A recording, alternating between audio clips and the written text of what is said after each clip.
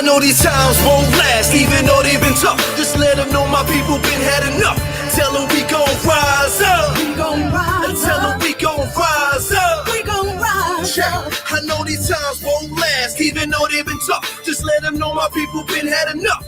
Tell them we gon' rise up. We gon' rise I tell them up. we gon' rise up. We gon' rise up.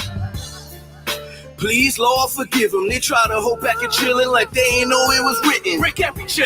Wanna free my people from mental prisons. With your eyes on the sparrow, I know we'll narrow divisions. Hope is the boat to keep us afloat just as you envision. Faith to erase the pain from all of our people slain. Destined for change, actions to back up your spoken name. When they throw dirt on ours, we use it to plant game. When it rains, we go greater together, no matter the weather. Trust these dark days, gonna get better. Know that love will be the light to guide all our endeavors. And even if the tide should rise, we'll ride it forever. Why? We are mighty, we'll fight for our lives, cause we're dying to live.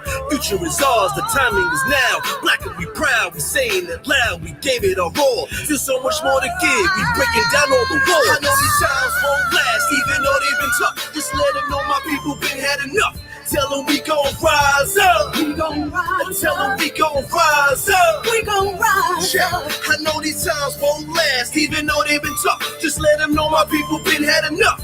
Tell them we gon' rise up. We gon' I rise tell them up. we gon' rise up. We gon' rise up.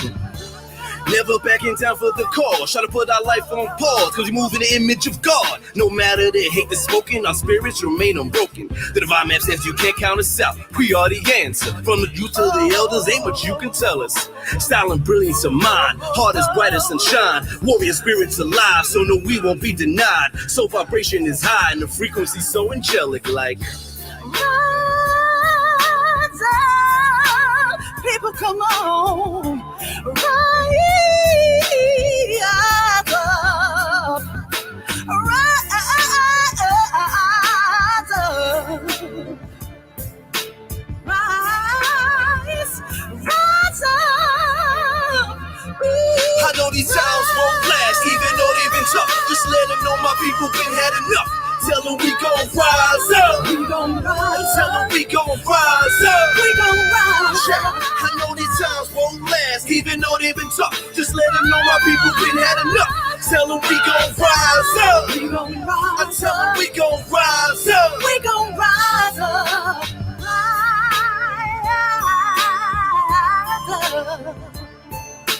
Rise up. Rise up.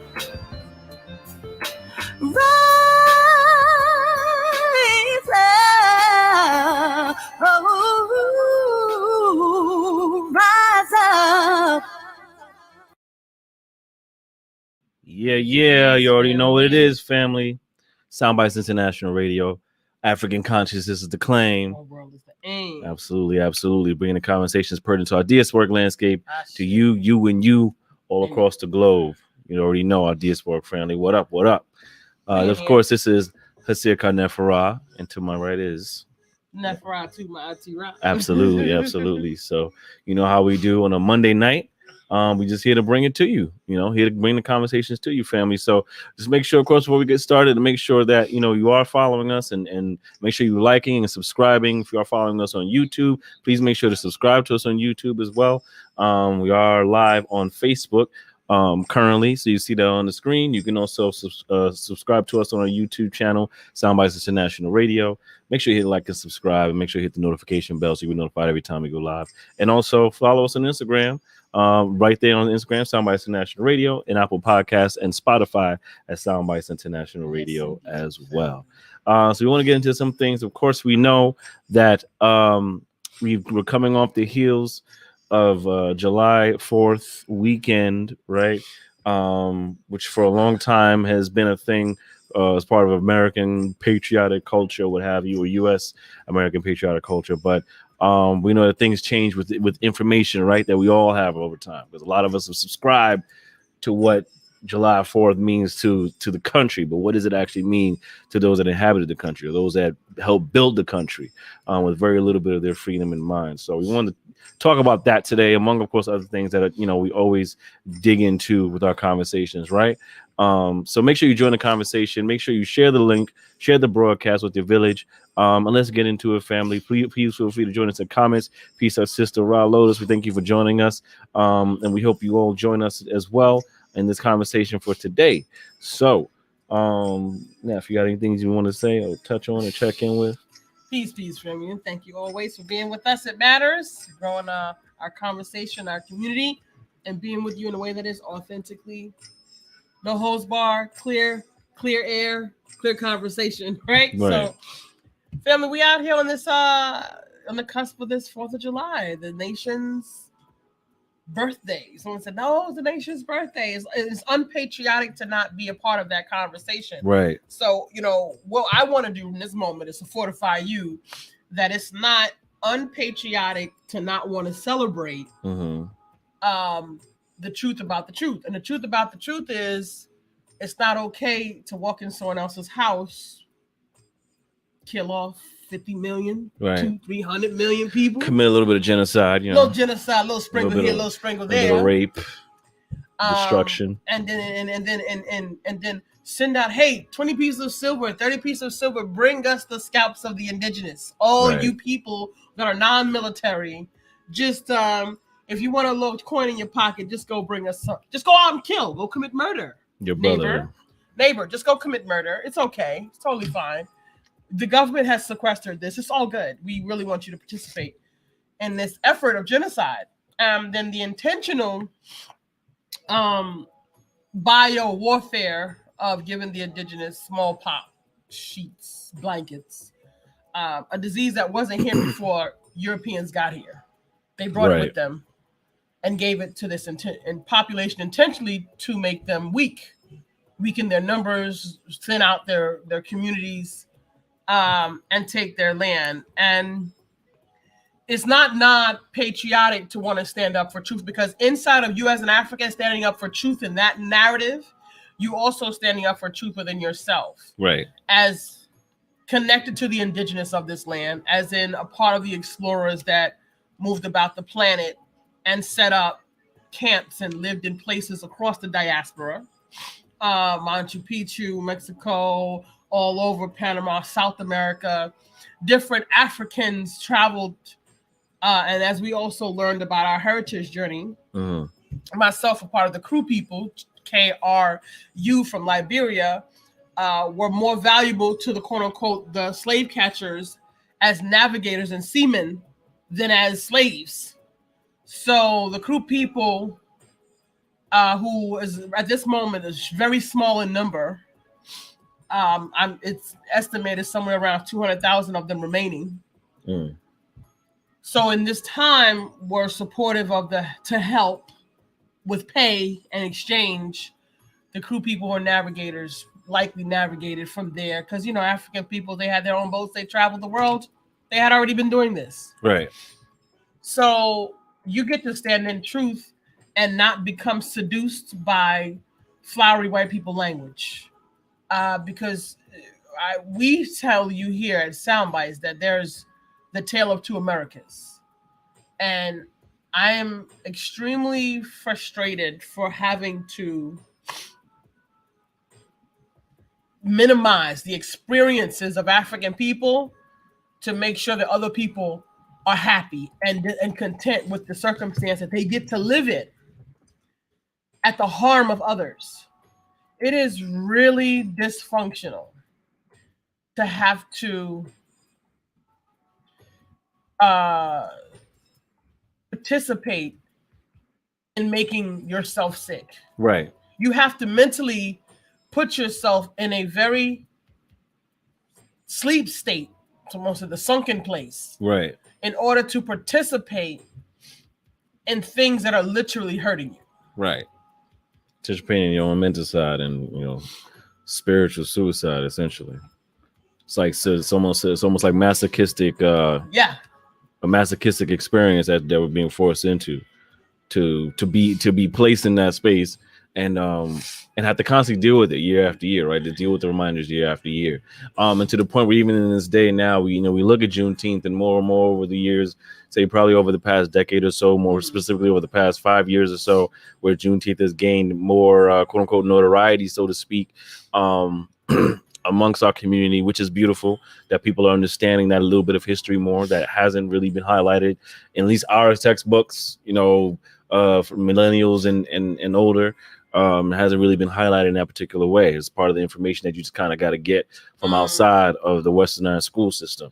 Among many stories of where we fought back within this history, where we have revolted, despite the narrative of the docile slaves that, other than Harriet Tubman, right? So that's one of those many things that was tucked away. And now, with this newfound quote unquote energy around Juneteenth and what it means in history, it's great to see more of us latch on to that, but it's also still a sign of the work that needs to be done, where we have a lot of us that latch on to that while also latching on to the idea of July 4th, the idea of Independence Day, independence for America. What does that really mean, right? When you talk about independence for America, really independence, quote unquote, for those Europeans that were kicked out and came over here to the United and create this in the United States off the backs of the slave labor of enslaved Africans and indigenous peoples just slaughtered, right? So that was created. America was created on the back of racism and genocide of peoples and moving around cultures, and then sold as an idea to other parts of the world that this is a place for the immigrant and a place to come for other cultures and participate in this pillaging and consistent pillaging right. and oppression, etc. Right, exactly. And they're very happy to do so. Right. And endeavoring their anti-blackness, right. including some of our own African people right. from the diaspora. Still a battle. Still the happy forest. Still a daily battle. And still all these things. Battle. Yeah, for sure. And the fact that you're not having no, go ahead. And the fact that we as African people are not having an authentic conversation about this, you leave room for guesswork. Leave no room for guesswork. Let's tell a story. You gonna tell a story, family? Ready to tell a story? Be sure that you like, subscribe, share the broadcast. Yes. Invite your friends and family in to have the conversation, because what we do know is that we need fortification around these things. Right. We need fortification so that we can support our narrative and so that we can build up the personal confidence that we need to sometimes be the only lone voice in the space. Very possibly. Right. I've experienced it. Has also experienced it. Yeah. To be the voice of reason when there is no popular vote. To be the voice to stand up. First of all, I am standing up for myself, but I am also standing up for the blood that's in this soil that I'm standing on in this moment. Because 90% of the place that you will be ever in this country will be a gravesite. Right. Including Wall Street. You're standing on a gravesite when you're so proud of yourself standing in your window on the 32nd floor at World Trade 4. Know that you're standing on a gravesite. Even before it was the new buildings that it is now. Mm-hmm. Because in 91, they found and exhumed 40,000 pieces. The bodies on Duane Street and Broadway. Right. Right? And great majority youth and children. So you get to fortify. We get to have this conversation. We get to share the conversation, share the link, have the conversations. Yes. Try to fight against your own mental state of being that makes it heavy and heavy laden, because it really isn't. It's really a self-education and an evolution of self-identity and self-discovery. It's a process. It's a process. It's a necessary process, and it's unfortunate, and a part of that checklist of things that pissed me off, that this was taken from you. Yeah. And not being able to have this. This was hidden away. This was hidden on purpose. It wasn't like it was an accident. Like, it was intentionally not given you. This education was intentionally not given to you. And we discussed a little bit last week about the critical race theory. They're in this moment still attempting to not give this education to you as a basic cultural narrative across the board. Right. But again, let's tell a story. African, you're here and you're in this country. Now, I'm standing in the space and I'm speaking from the position of the matrix. I have this idea that we're going to go and we're going to expand our footprint here at this round table. Me and my other white guy here, we all got wigs and we all and we got our stuffed up ascots right now. We're in this crazy room and it stinks of smoke and tobacco and cigar smoke and the good brandy, right? Right. And we're going to make some decisions about what we're going to do with these slaves now that they're fighting and they're becoming more trouble than worth. Right. And what we can do is the Southern, those dysfunctional white folks that left the prison and the insane asylums and pirates, and we just kicked them out and sent them to work and they can make 30 pieces of silver and they can build a life they can get in America, they can have it. So their children's children want to hold on to this something that they never had in Europe. Because there is still a caste system to this day in Europe and in Caucasian places where white people live. There's a caste system. All white people, not big balling and shot calling. Some of them are absolutely destitute in this moment. Right. In this moment. So this group of people want to keep this mechanism for themselves. And we want to make them let this mechanism go because as a cultural context, we can make a bigger pie with freeing the slaves.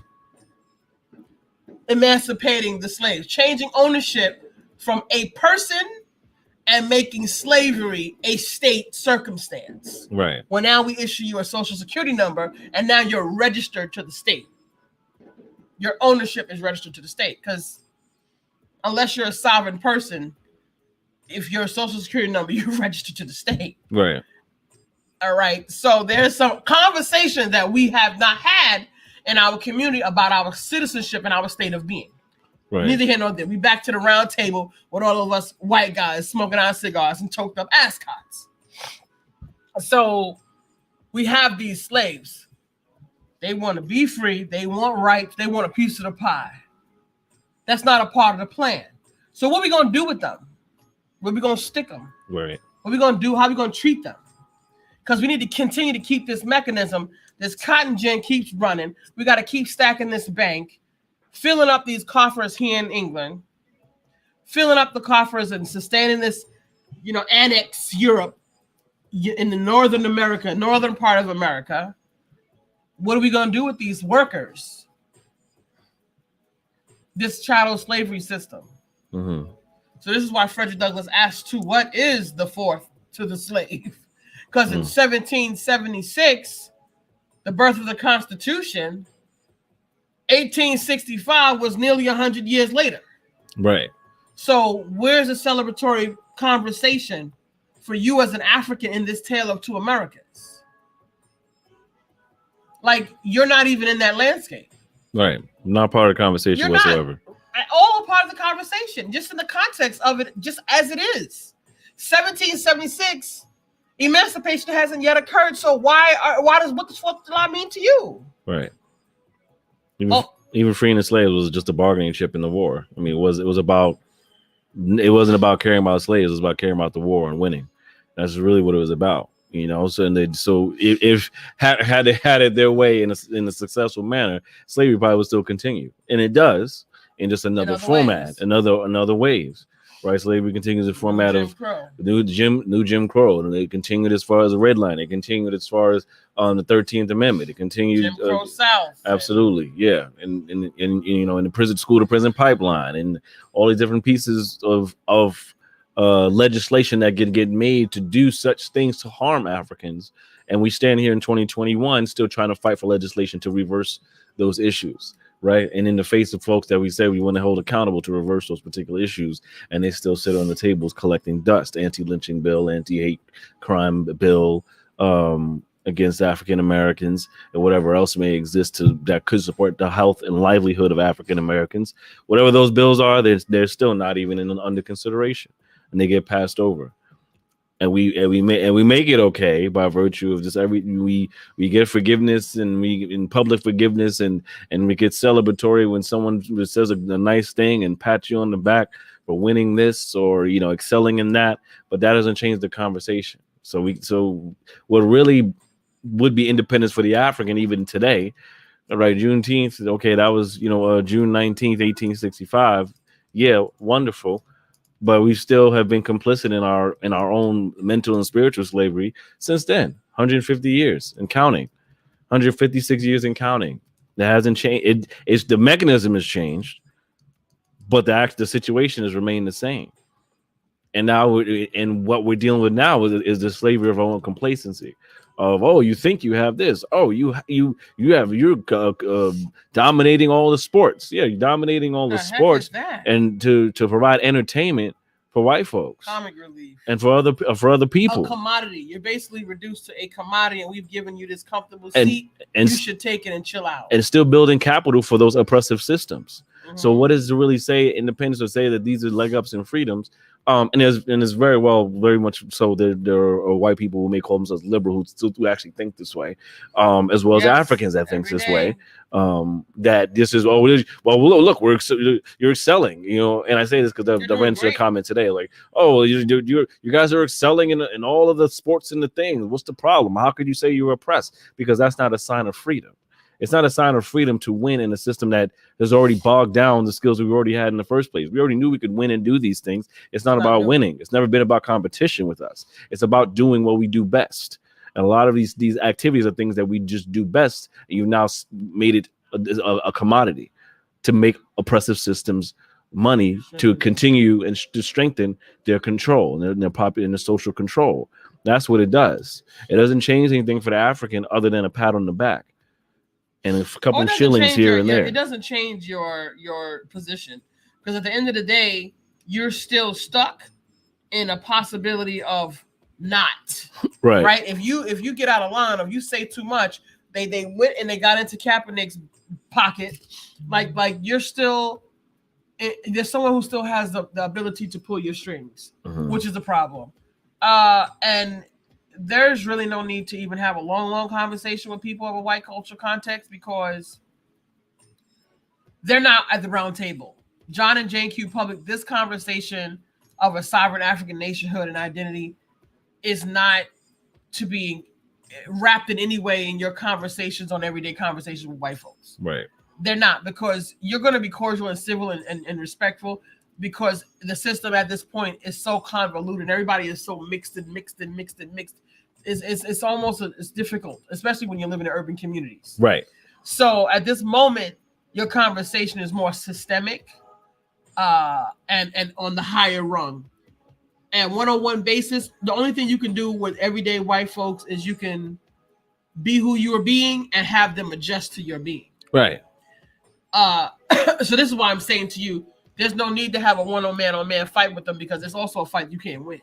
Right. Because the system is supportive of their press and play, press record, press play responses. It doesn't matter where you meet these people at or what educational space they happen to be up the ladder. They have the same press play response, even the liberals, because they don't realize the depth of the circumstance, and it's intentional that cognitive dissonance is built that way. Because something has got to be, you're going to have some screws loose when you discover how horrific it is to hang a child, right? To cut a baby out of someone's stomach. And we actually talked, we attended a conference this weekend with Baba Mwalimu, and it was the equation for reparations. And it's important to, because we have a different value system, so we spend a significant amount of time on self-study and self-education.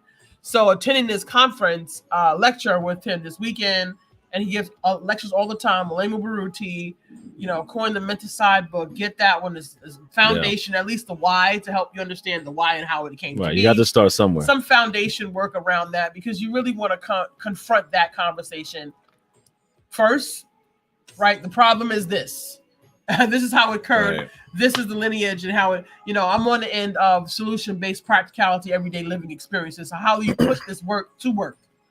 I find that a lot of us have a lot of this work, and it's not living in our frequency. Right. I'm looking for it to live in our energetic output.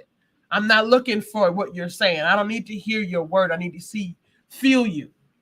So the practicality of this, what is the equation for reparations? When you're a person of a white cultural consciousness, because whiteness is a culture. When whiteness became weaponized, whiteness became a club that no one can join, right? You can't even join by invitation.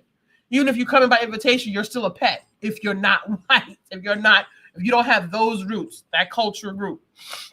No matter what subgroup you belong to, subgroup is not your business. It's still a group of huge people that come from a particular geographic location, and they have a commitment to maintain whiteness because it's been mechanized. Whiteness is what gives the privileges and what gives the ability to have cognitive dissonance and just dismiss other people's feelings as if they don't matter. Catalog them as an addition to, as an other, as a possibility. Well, we'll consider it, maybe. Right? That's how that works. And they're not going to consciously connect with the ramifications of what actually occurred and what the depth of those traumas happen. And this is why they're fighting against critical race theory, because these groups of people don't want their children to feel bad about who they are, because we know they also know the science of cultural group. So this is why they make their cultural group like the Avengers and, like the Invincibles and like these superhero type guys, so that you feel like all your people are amazing people and they're problem solvers and they do great work and they help humanity. And then you realize that, no, they killed all the Congolese people. Right. They stole Sarah Bartman and took her and stuck her in a cage half naked so that other white people could look at her butt and titties. Mm-hmm. When there was nothing particularly wrong with that woman. That's just how she was born. Black women are born with big butts on a regular basis. Nothing particularly special about it. But they took this young woman and she died at 24 years old of pneumonia for being in a cold climate, naked in a zoo, like they did Oda Benga. Put him in the Bronx in 1909. So you got to think about that. When you start thinking about Thor and you start thinking about the Avengers and all of these amazing presentations and of white glory, right? Your children have to look at some real realities, and this is actually make-believe. The truth about the truth is this over here. Smallpox leveled this area of 300 million indigenous on this land. Right. Cut this map up, changed the lines of, the community lines. Made it now 51 states, right? And stuck those people in the hardest areas of this country and gave them the ability to create casinos. Many of the indigenous people are horrible alcoholics, and they struggle in the bottom of depression. Horrible. Their suicide levels are up insane. The genetic trauma, epigenetic trauma with them is horrific that nobody is discussing. Right. Nobody's discussing it. Right. This is what needs to have a discussion in the classroom on a daily basis to ensure that this will also deal with the police officer attack of African people, so that you can then understand when you're 6 years old in first grade and you grow up and you become a 27-year-old police officer, you've had an education that has progressively prepared you before college to have interactions with people who have been systemically oppressed for over 500 years in this country. And they may be a little bit startled when you woke up. Quite possibly. Whiteness can very well be a trigger for African people. Quite possibly. Dr. Joy DeGruy fears giving a psychosis to African people to support them in their healing process, because it's helpful when you have a diagnosis. But the problem is, if you give it to them folks, they're going to jack it up. Mm-hmm. That's the only reason she hesitates about truly creating a diagnosis for our condition. Because we know once them folks get a hold to it, they will exploit it and strip it to nothing and leave it dry, and it will disintegrate into smoke, because that's exactly what always happens. Like clockwork. Like clockwork, based on historic reference. I didn't make that up. I'm saying that's my greatest assessment, educated assessment, based on a historic representation of actions and behaviors, right? Previous experiences created the fact that we know, although we need it very badly, African people need a safe space to say, you know what, these broken things about me, I can deal with them. I didn't create them, I inherited them, but I can address them. I'm empowered to do something about some of these things that are going on in my life. But we got to figure out creative ways to do it without handing the smoking gun over to these folks. Because there's truly You should have a piece of paper signed and certified and walk right up to them folks' door and say, "This is my ticket." And then Baba Mwalimu said, "What's the equation for reparations? Can you put a price tag on the mother of the house, the mistress coming out with a machete and cutting off this African woman's breasts because she doesn't want this slave woman suckling her own baby that she gave birth to because she has to suckle her baby as a wet nurse? Why can't you suckle your own baby? You gave birth to that baby. You produce the milk. Give your baby milk." Right. No, because the cow's milk, remember, the African was an animal. Okay, you don't want to. No. The African was an animal. It wasn't a person. Right. To this environment, there was something infused into the consciousness of whiteness that did not treat African people like people. Right. Product, business bargaining chips, and it was transactional. The cow's milk is better than the mama's milk, and even back then they knew African people were stronger. They were more agile. They were tough. Give him the tough milk when he grows up as a boy. Give him the good enzymes coming out the slave mama Mamie's titty. Right? I'm just saying. Which feeds into the old trope of Africans don't feel pain, or Africans are like monsters or aggressive or brutes and things of that nature. We're not built to feel pain to this day, which lends itself to our health conditions. About that. Our health conditions, our women and how they're treated within the healthcare system, and just in general the how we're approached within the healthcare system when we just want to go get a treatment done. We may go in for one thing, we come out with something much worse, or our bill is the highest, or if we get treated at all, right? And then now we look at things like we got the vaccines and things of that nature.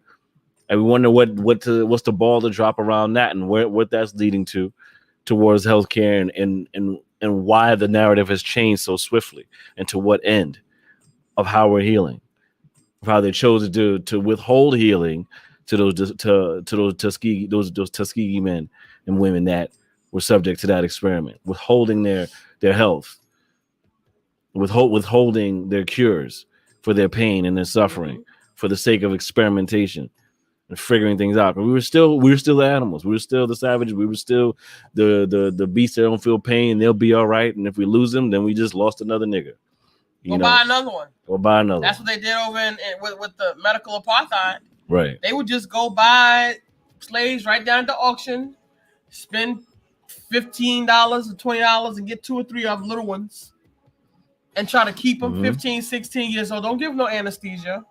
You don't need that. They're fine. America's has a whole status. They have a whole storyline, a whole catalog of their doctors that have discovered gynecology, because this is the gynecology doctor. Dr. George who talks about him, and he just experiments on these African women and create the speculum. Don't give them no anesthesia. Just leave them cut open to figure it out, because anesthesia costs money, and why waste anesthesia on the animal? Like, who cares? They just happen to have the same physical anatomy as a white woman, just a brown complexion, but they're not human. No. And it's taught in the way that the medical profession administers care to this day in all facets. And since I'm a person who's aware of these things, I don't miss this stuff. I don't do the whole, don't pay that no mind. That's just ignorance. No, they tell you that foolishness because they were afraid that if you be an uppity ass Negro in front of these white folks, they're going to whip you. But no. I see all of this, including the way that we deal with each other. We have an issue with the way we administer care and comfort to each other as a result of this epigenetic trauma. We're dismissive. We're dismissive towards each other. We don't coddle and provide support, even in the medical field. Many women across the diaspora who are what? They come in and they get those professional jobs in nursing, in the hospital, in those particular areas that are coming from the African diaspora. I worked at Kings County Hospital. I wasn't even in medical. I was coming in as an auditor. And I cannot tell you how those African women from the Caribbean, from Africa, were horribly malicious just for no reason. I'm an African American, they said. And you already have this ideal about African Americans not utilizing their opportunity and being slack asses. I was everything but that. So what's your problem with me now? Oh, I was cute. They thought I was going to take the attention of the men. I'm here. I'm an auditor. I work nights. I'm a student. I drive a yellow taxi. And I'm in a custody battle for my son. And I'm carrying a 4.0 at this moment. What's your problem? So there's no stereotype here. So why are you being malicious? It's our own anti-blackness because we are coming under the system that was created to fortify people of a white-centered consciousness. Jay Elliott says it best. If you're a white person and you're not racist, you're a miracle. Because the system is based on you being racist because we have to insulate this space to protect whiteness. So if you happen to not become a racist, it's an anomaly because the entire system is built that way. And you as an African are learning in that same system. You're a brown person with white brain, white consciousness. How is this possible? So yes, you are malicious to your people for no reason. I don't even think they understand what they were doing. I think it's just a natural default because it's all about vibration and it's energy. Right. I don't have the kind of energy that cuts the shorts. I have a very strict standard. I don't do disrespect at all because I don't give it. Period. I'm very short. I don't fake it because I don't have to. We ain't friends. Good day. Let's do this work. That's it. Period. No. Balance, my aunt. We're not friends. Why do I need to skin and grin in your face? Good day. Here's your files. Thank you very much. See you tomorrow. That's it. That's my professional position. You don't like me? You don't have to. I'm an auditor. I didn't come here for friends. I'm an independent auditor. It's not for me to be friends with you. They were probably nasty also because they knew I was watching them. But that was my job. My job is to watch you. Because y'all let a woman, a black woman, come in this hospital, sit in this emergency room, have an aneurysm, fall on the floor, and lay there for 45 minutes. And nobody on that shift was other than an African. How did this happen? So yes, they were prepared to come in here and sweep faces because they ain't got no respect for you, no way. But it's you all who left this grandmother on the ground in your community, because Kings County Hospital was in your African community, on the ground, face down for 45 minutes. 2 security guards looked in there at her and didn't move. So video, it's undeniable. This is our white brain. This is our lack of care for each other. This is what we do. So when I come in, I have this caring position and I'm always checking it on folks. I'm being an African. Right. I ain't no punk. You're not going to get over on me. I ain't no weakling. I'm being an African because I don't want circumstances to change my being because you guys are not prepared to receive my being. Because now I got to be different and other than who I'm being because you're in the situation. No, you'll adjust. And you know what happens with us? People get caught out being malicious. Off the rip. They just start off malicious. They start off being slick. They start off being users. They start off skinning and grinning, being pretentious. They start off this way. Then they figure out that I can see them. And now they're embarrassed. And then they disappear. Then they disappear. You busted. Then they dip out. Then they dip out. And sometimes they let a little time go by, thinking that it's all to the gravy train, and I ain't going to eat their ass and bite their head off, so they pop back up again later. You're going to get fed with a long-handled spoon. You still didn't resolve that issue. You can't get in a circle after that. You demonstrated yourself out of integrity. You demonstrated that you don't have control of your own faculties. That's a problem for me. I understand how it happened to you. Right. But I also understand that you have a ability to make a choice, African. I think that's one of the hardest parts of this particular journey is when you understand, fully understand or wholly understand the psychosis and the detriments that have existed and why our people act a certain type of way, it does bring forth that type of challenge of what do I deal with grace? Do I cut their face? Do I, something else? You know what I mean? But in first thing first, when you want to talk about Ubuntu and talk about the diasporic family, the global family, we always have to lead with the grace, because we have to understand the mental side and the spiritual deconstruction and the infused anti-blackness within ourselves that has taken place over the course of conditioning and colonialism, neocolonialism, all these isms that have been introduced by this oppressive system. We have to employ grace at every turn. Now, employing grace doesn't mean being stupid, doesn't mean being a dummy, it means understanding with clarity why your people are acting the way they are, why your brother, your sister is acting the way that they are in this particular moment, where it stems from, knowing where the come from is, so you can know how to best be of support with healthy boundaries to their process. And that support may look like really talking them through or giving them time and space to see what's taking place, to see where your value lies as well, African, not only as African identifier, but also as their relative or their kin or their brother, their sister, by virtue of being part of the village. So it takes some time to get used to and adjust to, because your buttons are gonna get pushed. It's gonna be frustrating. It's gonna be a challenge because you're dealing with multiple battles. Because you realize once you know, you cannot know, and then you realize the battle you're up against when it comes to white supremacy or white destruction, domestic terrorism, all these different things that the system has put forth. And yeah, we gotta be careful with language. We're gonna adopt something different as supremacy, because ain't nothing supreme about what these folks have been doing to our people and to all peoples. So that aren't crimes them. Against humanity. Severe crimes against humanity. But when you realize that's the battle you're up against, on top of those that have been impacted who are part of your own village, then yeah, it can be frustrating. And we understand that that's what may lend now people to not want to even take the journey. I'm just gonna get by until I die. I'm just gonna live and be whatever, keep my head low, and just get money, whatever. That's what they say, right? Peace and power, Sister Melody Queen. We see you. Thank you for joining us on the conversation.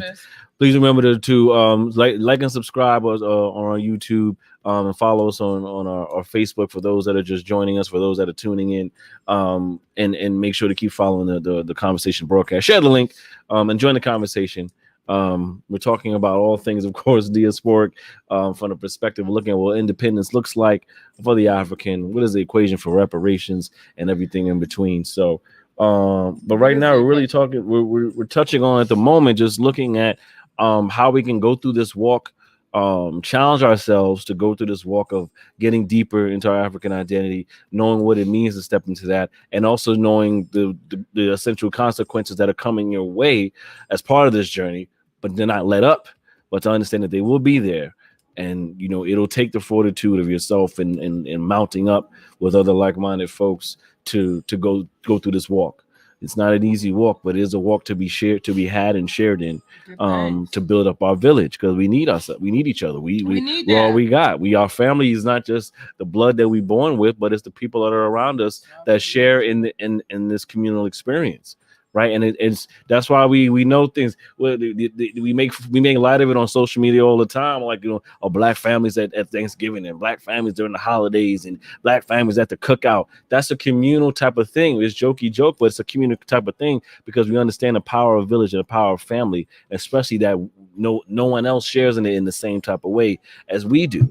And we have that as a result of our resilience and our love for one another, and our willingness to make something out of the nothing that we've been given in this matrix, right? And to it's up to us to step forward and push forward in this identity and choose in, even when you don't feel like it. For a lot of folks, the ones that want to feel like, well, I got a code switch to keep this job and get this money in so I can just stay alive and thrive.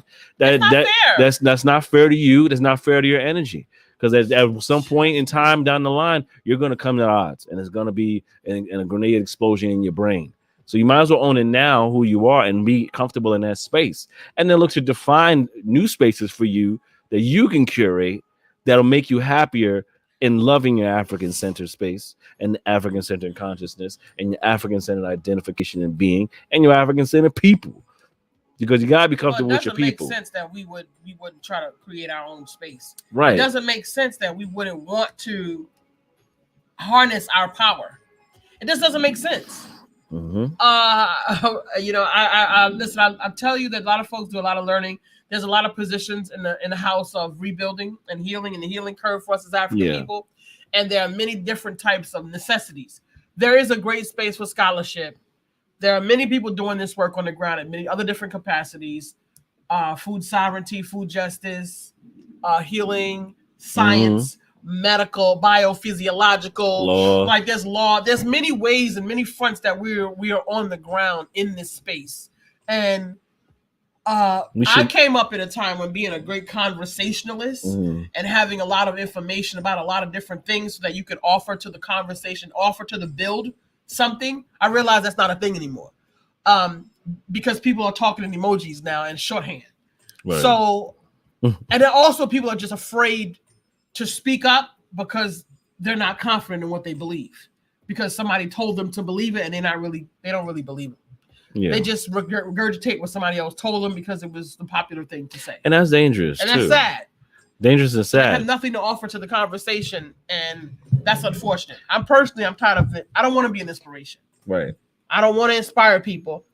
And that's another way to say usury and parasitic. That's another way to say usury and parasitic, right? Because in African, it's an exchange.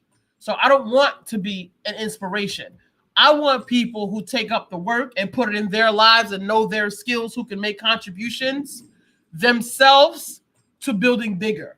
If I'm your inspiration, what happens when I step away? And I often do, because I realize that, you know what, this weight is too heavy. You're not moving. You're now becoming a weight, and I'm now lopsided because now it's this. And I can't do this, or I'm carrying, and I can't do that. Right. We need people who are fully functional animated Africans who know this work, committed to this work, putting it in their lives, who have their own gifts and talents to add to the pot to make a bigger empire. Right. That's the point. Right. The exchange needs to be there so that something can happen where no matter who provided energy, who leaves that space. Right, just like you said, it shouldn't be that you provided something or given something to the space, and the moment you leave, all the production stops. It just falls away. It just falls apart. Doesn't move. Leaders doesn't make any sense. Replace themselves. Exactly. So pick it up where that person left off, and if they come back, great. Now you just added more energy, more power to the movement. That's what it needs to be. Yes. Yeah. The point is for you to be fortified. Yes. For you to take up your own mantle, hold the torch. Yes. Pick up for our ancestors, be a viable strength and contributor, know your own self and skills, have had some interactions with your higher self. This is why I deter Africans from grabbing them low-hanging fruit. Yeah, you got to get those low-hanging fruit. You in the matrix, et cetera, et cetera. But what if we didn't have to be in the matrix? Suppose being in the matrix wasn't a thing. Suppose you could aspire to your what's next. Because as long as you're grappling at those low-hanging fruit, somebody's going to be telling you what's what. Right. And we're going to continue to create every year. We'll continue to create more of the same because we continue to graduate our youth out of the matrix, creating more of the same. Remember, Jane Elliott said the system is built to make white people racist. So what does it do to Africans? But we're very celebratory. Every year, when we graduate our youth out of high school and college. And yet we have not fortified them in a system we know was built to make white people racist. What do you think it does to African people? So our condition, why we can't work together, why you always hating, why y'all always fighting what's black on black crime, why y'all won't, can't build good relationship, can't build strong relationship, that chick is hating on me. Why are those things happening? Because those things are African communal things.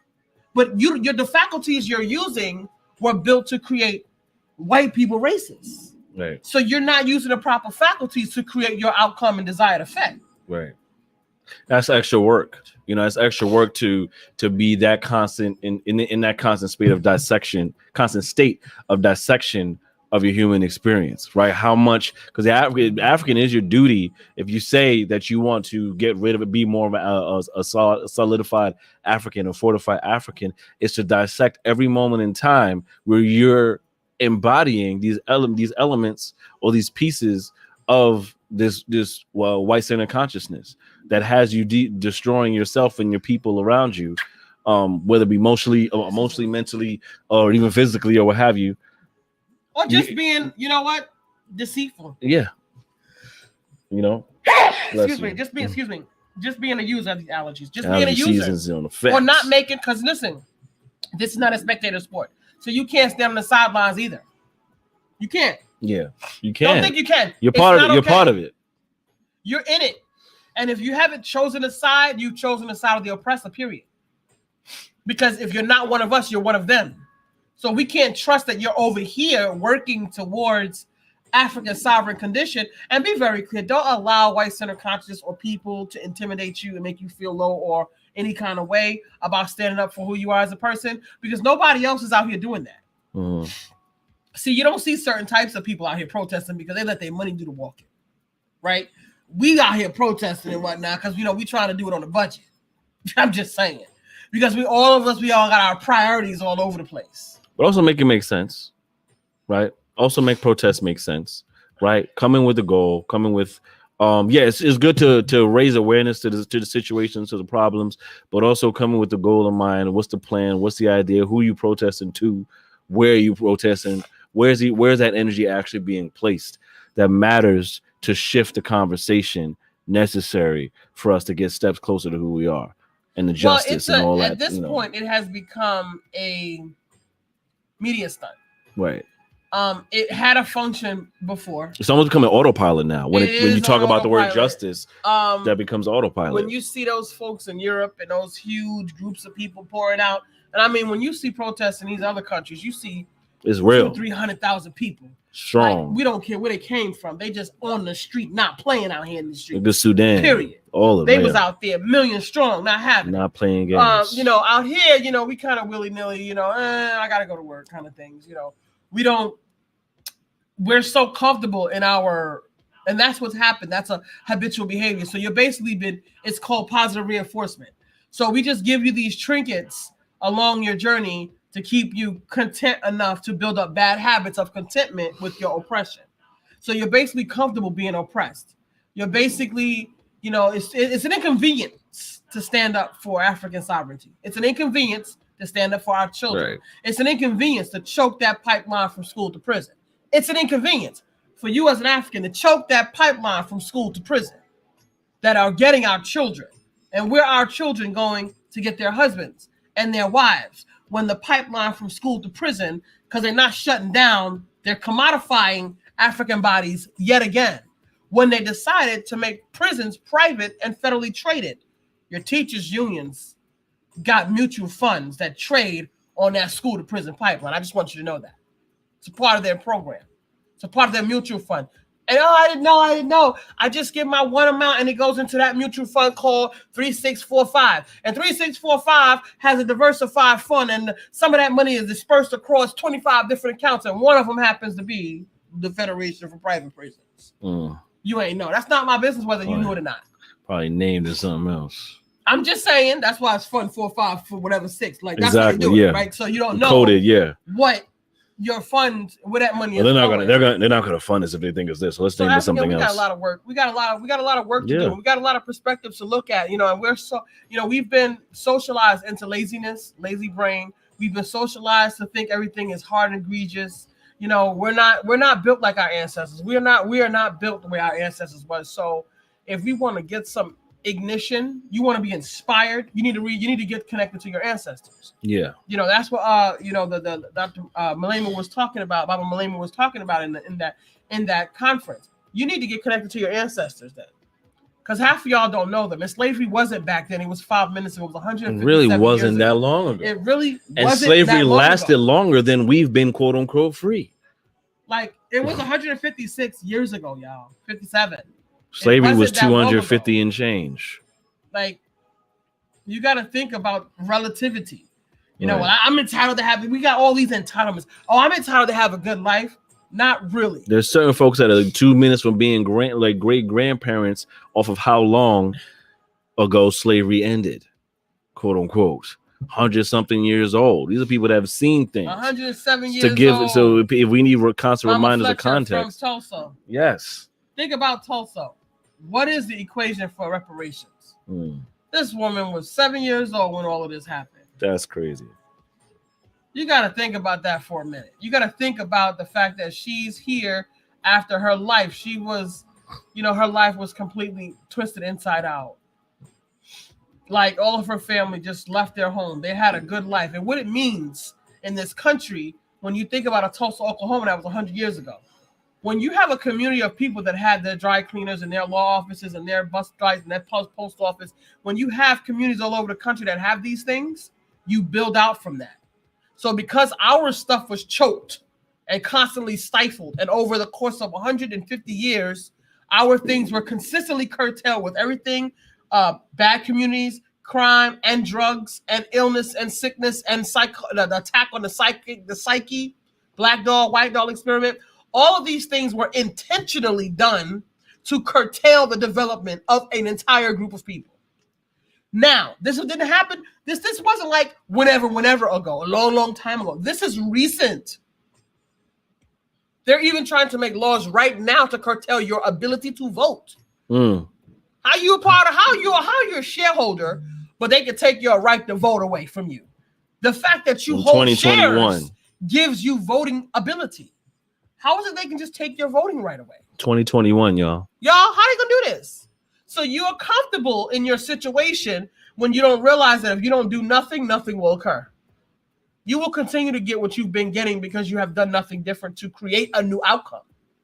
If you want a new outcome to occur, you have to do something different. You're not doing anything different. You're not going to be able to be good. You can't be health. You can't behave. You can't be respectability politics this thing away. It's not going away. It's actually getting worse. And it's unfortunate that you're willing to leave our children's children with this same crap that we have. I'm mad about it. And trying to rationalize it. A lot of folks try to rationalize why they're committing to it. They wasn't about that life. They wasn't out there up in nothing, doing nothing about nothing, period. They was out there trying to get their $2. My grandmother was a domestic worker when she got here to this up north from down south. She just wanted to get out of the Jim Crow South, period. She left the South in the 50s, came up to New York City, was a domestic worker. She wasn't out there trying to be up in no protest. She wasn't out there for that. She wasn't. None of my family members were. I have an uncle that went to the war. My grandfather was in World War, whatever. He passed away this last year, October 4th, day after my birthday.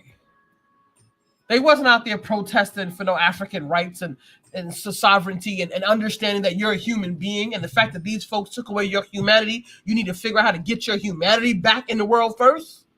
Nothing else matters. Get your humanity back first. Priority one.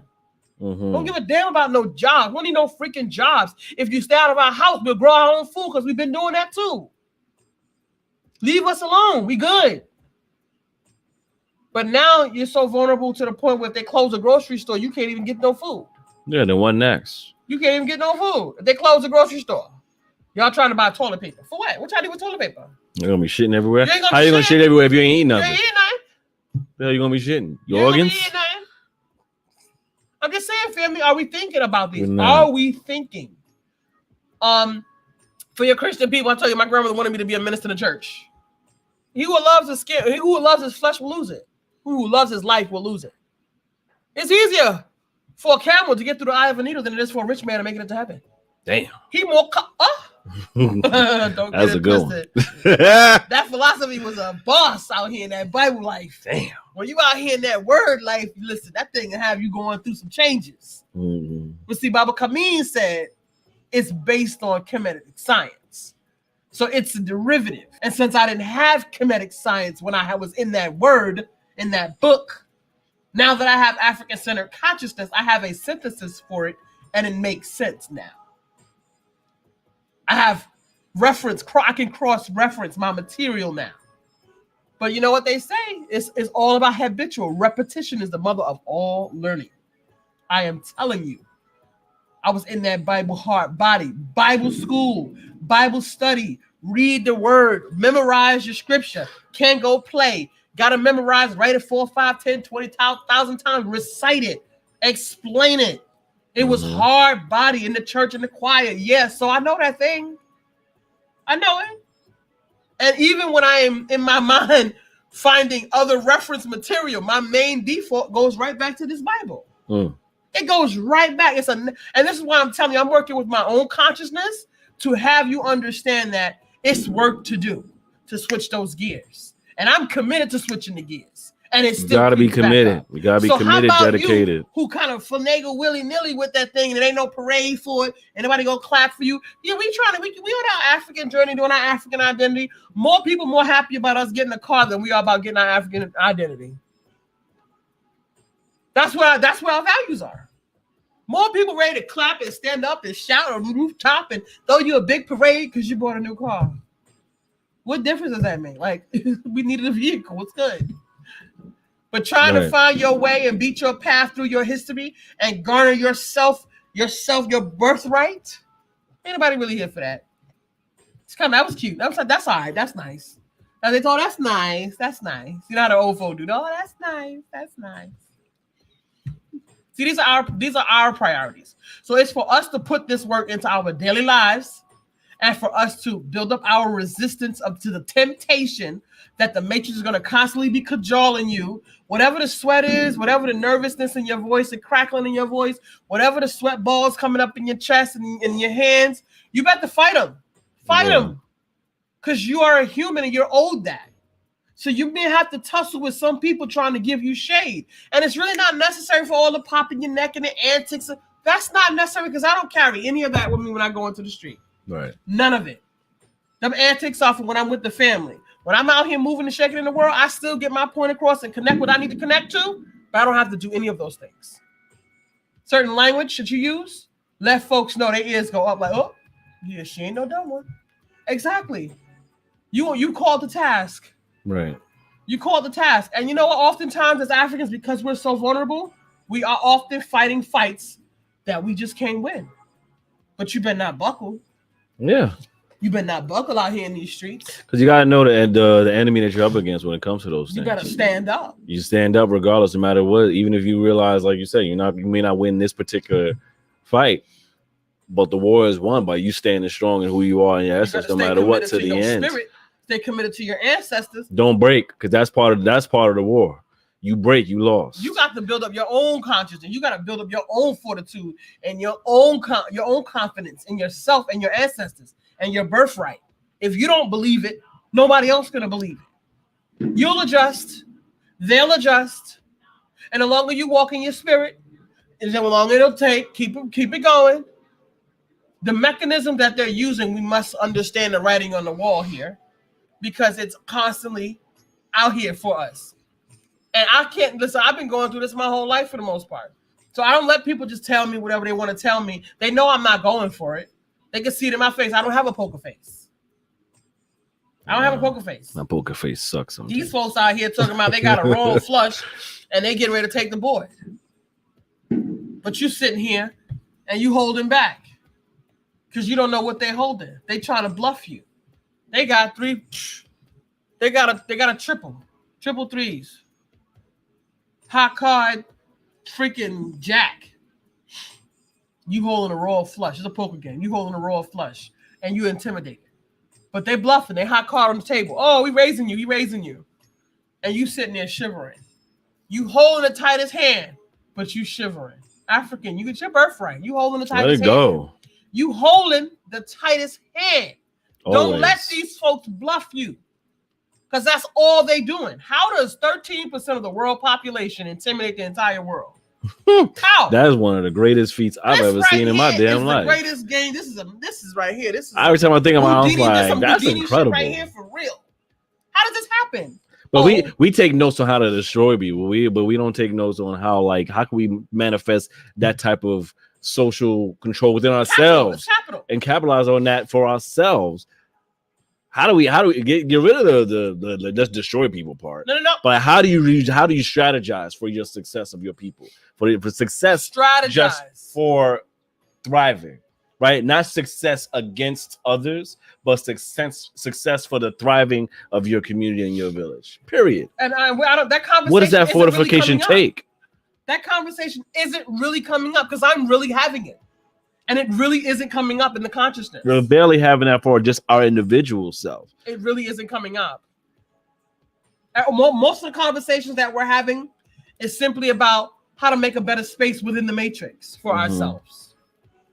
And so somebody is like, that's the best that they can do. They're not willing, like Malcolm X. I mean, like Martin Luther King stood there and said, you know something, I might have led my people into a burning building. After all this work that I done put in, and I put a lot of work, took a lot of risks, got locked up, got hurt, got all kind of stuff happened. Spraying with water, hitting your head with rocks and everything. I done integrated my people into a burning house. Integrated my people into a burning house. Damn it, I done messed up. Because it might end up being there. You know why? Because we're not doing the right work and we're not cataloging the right things. The moment he realized that, they killed him. The moment he had realized that, damn, I messed up. So you want to see how that manifests in real time today? How does that manifest today? Because you got people that's like, oh, I've been doing good. I'm thinking I'm doing something right. But the moment you realize there's a problem with it, then that's when they're coming after your ass. Because now they're actually going to do something. Now that they have the voice of the people or the ear of the people, they're going to do something to shift this thing. We got to take that person out. Well, that's how 13% has managed to intimidate the world. Yeah. First of all, the 13% has kept certain pockets of individuals without resources. And that was intentional. Because everybody around this table can't be holding a hot card, can't be holding a royal flush. Somebody got to be losing. According to the system, exactly. According to the system. The system is win-lose. All of these people over here got to be losing because if they're at full support, optimal, they can challenge me. And I'm actually outgunned and outnumbered with all of this. And here it is, I'm 13%. All of this represents 87%. And the dumb thing about this is they can challenge me is that no one cares to. Somehow within that feeling of like the feeling the quote unquote minority, you feeling that means someone's going to erase you soon.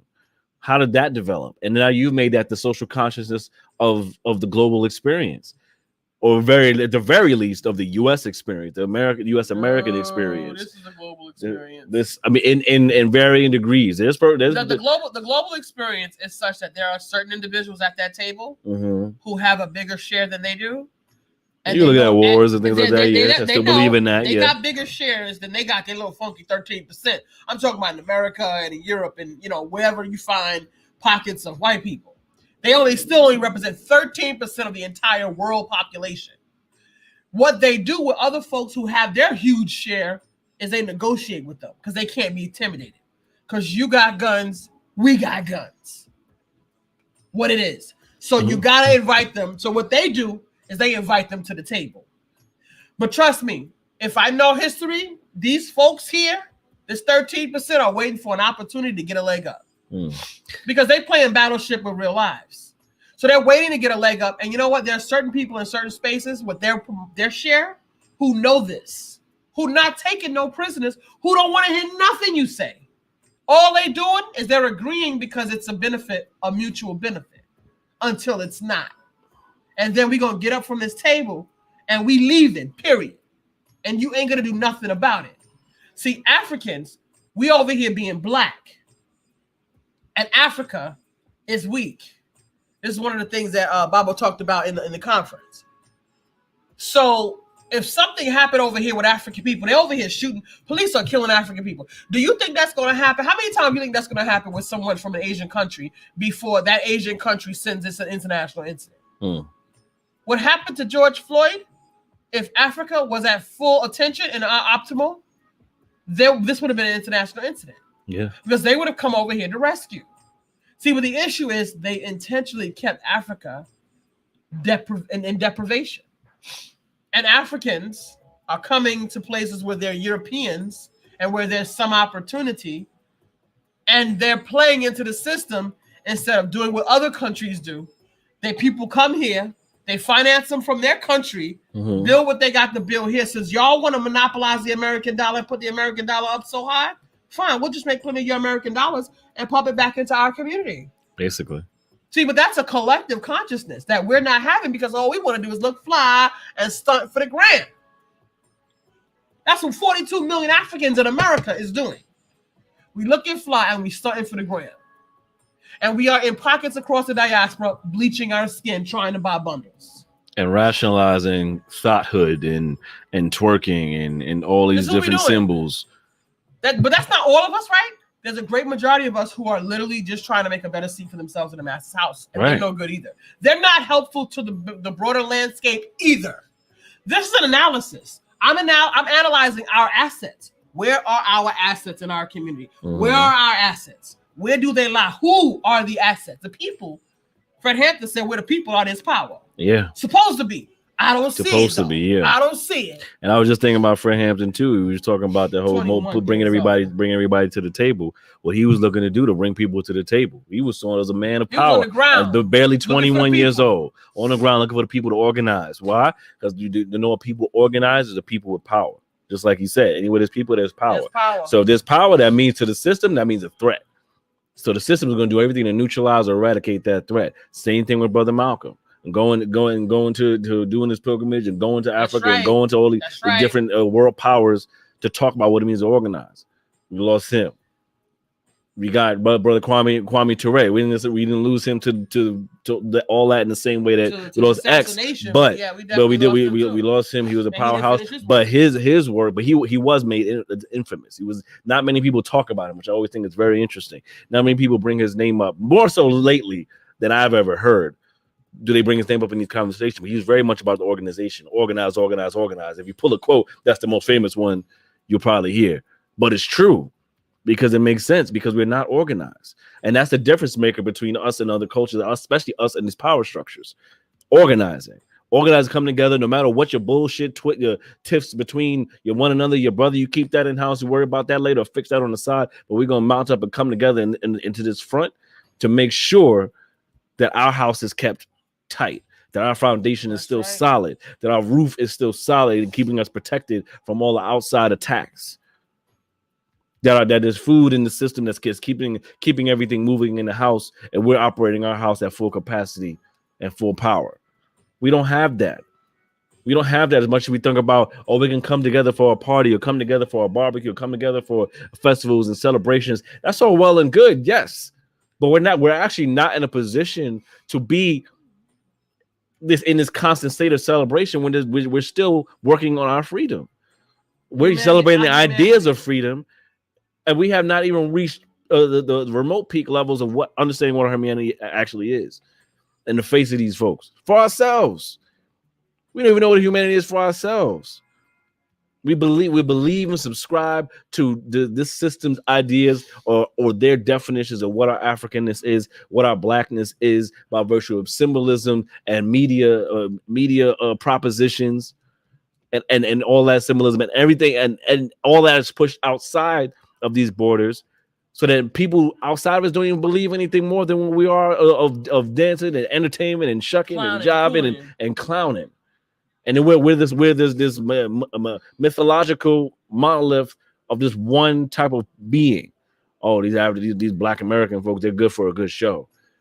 Black culture is good for a good show, but where are Black people good to be to help sustain the world? No, the only thing they say is they're liquid money. That's liquid money. Money keeps flowing right back. They're not thinking. You can use them, sure. Use them. Get what you can. Sure, make the most. No respect. Buy. Hurry up and buy and get the hell out. Hurry up and buy. Go. That's why they're in our communities. Who cares? Nobody cares about you. Like, whatever. Just give me your money and get the hell out. If there's one universal agreement in regards to the African, is that the African ain't worth a damn to these other folks. None. That's the universal agreement around Africans, the global agreement around African people, especially African American people. They can work. If you can get them to work hard, they got strong bodies, but they ain't worth. Don't be a friend of whatever. They're not the brain. They got some clever stuff. They can dance. They can do all this type of stuff. They can jump high. They can do all these. They can rap. They can sing and do all these things, amazing that make us feel good. Because you know why? They got good ideas, and all they gotta do is talk to them. Right. Because they were definitely doing it to me for a good while. They got good ideas. You know why? Because they can't exploit them. Never mind the brilliance that's existed. The fact that the majority, we don't have to do nothing fair. The majority of the inventions that have moved us through this society today were invented by African people. And a lot in the beginning of this of the fruition of this country, most of the inventions were built by slaves, and the scientific nature of the enslaved peoples. Only thing that they didn't have was the patents. White people took the patents, but Black folks, the enslaved Africans, are the ones with the ideas.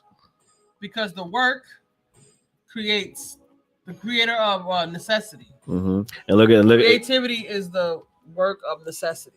Yeah. And look at what we got today with social media. You got the black creators now, black creatives, that sect of social media world that are, you know, on TikTok and creating the dances and creating the trends. We're constantly the trendsetters are now on strike, very rightfully so, because white folks and other non-blacks are taking and exploiting their creativity to get their capital gain and being left in the dust. Glad you're wising up on that. Now let's dig deeper. It's great to wise up on that. Create the healthy boundaries around your self-agency and around what you create. Because what you create, that's your natural essence. That's your gift and birthright. Everything that you do and put out, that's what you do. So yeah, hold that back. Absolutely. But we need to dig deeper. It's not just about TikTok and dances. It's not just about getting capital and that residual gain within the system and the matrix. They can still cut that off if they wanted to. Yeah, you can get a deal of sponsorship, but they can still cut that off if they want to. They don't have to like you. Look at Sha'Carri Richardson. Look at what's the other woman, the runner that she had the baby in the middle of, I think it was the Olympics or what have you, and Nike suspended her deal, or she lost her endorsements because she had a baby while she was running. And guess what? She's still anti-woman, anti-black woman. Like, you can't do nothing else but coon for the system. You can't be a human, like have a family, right?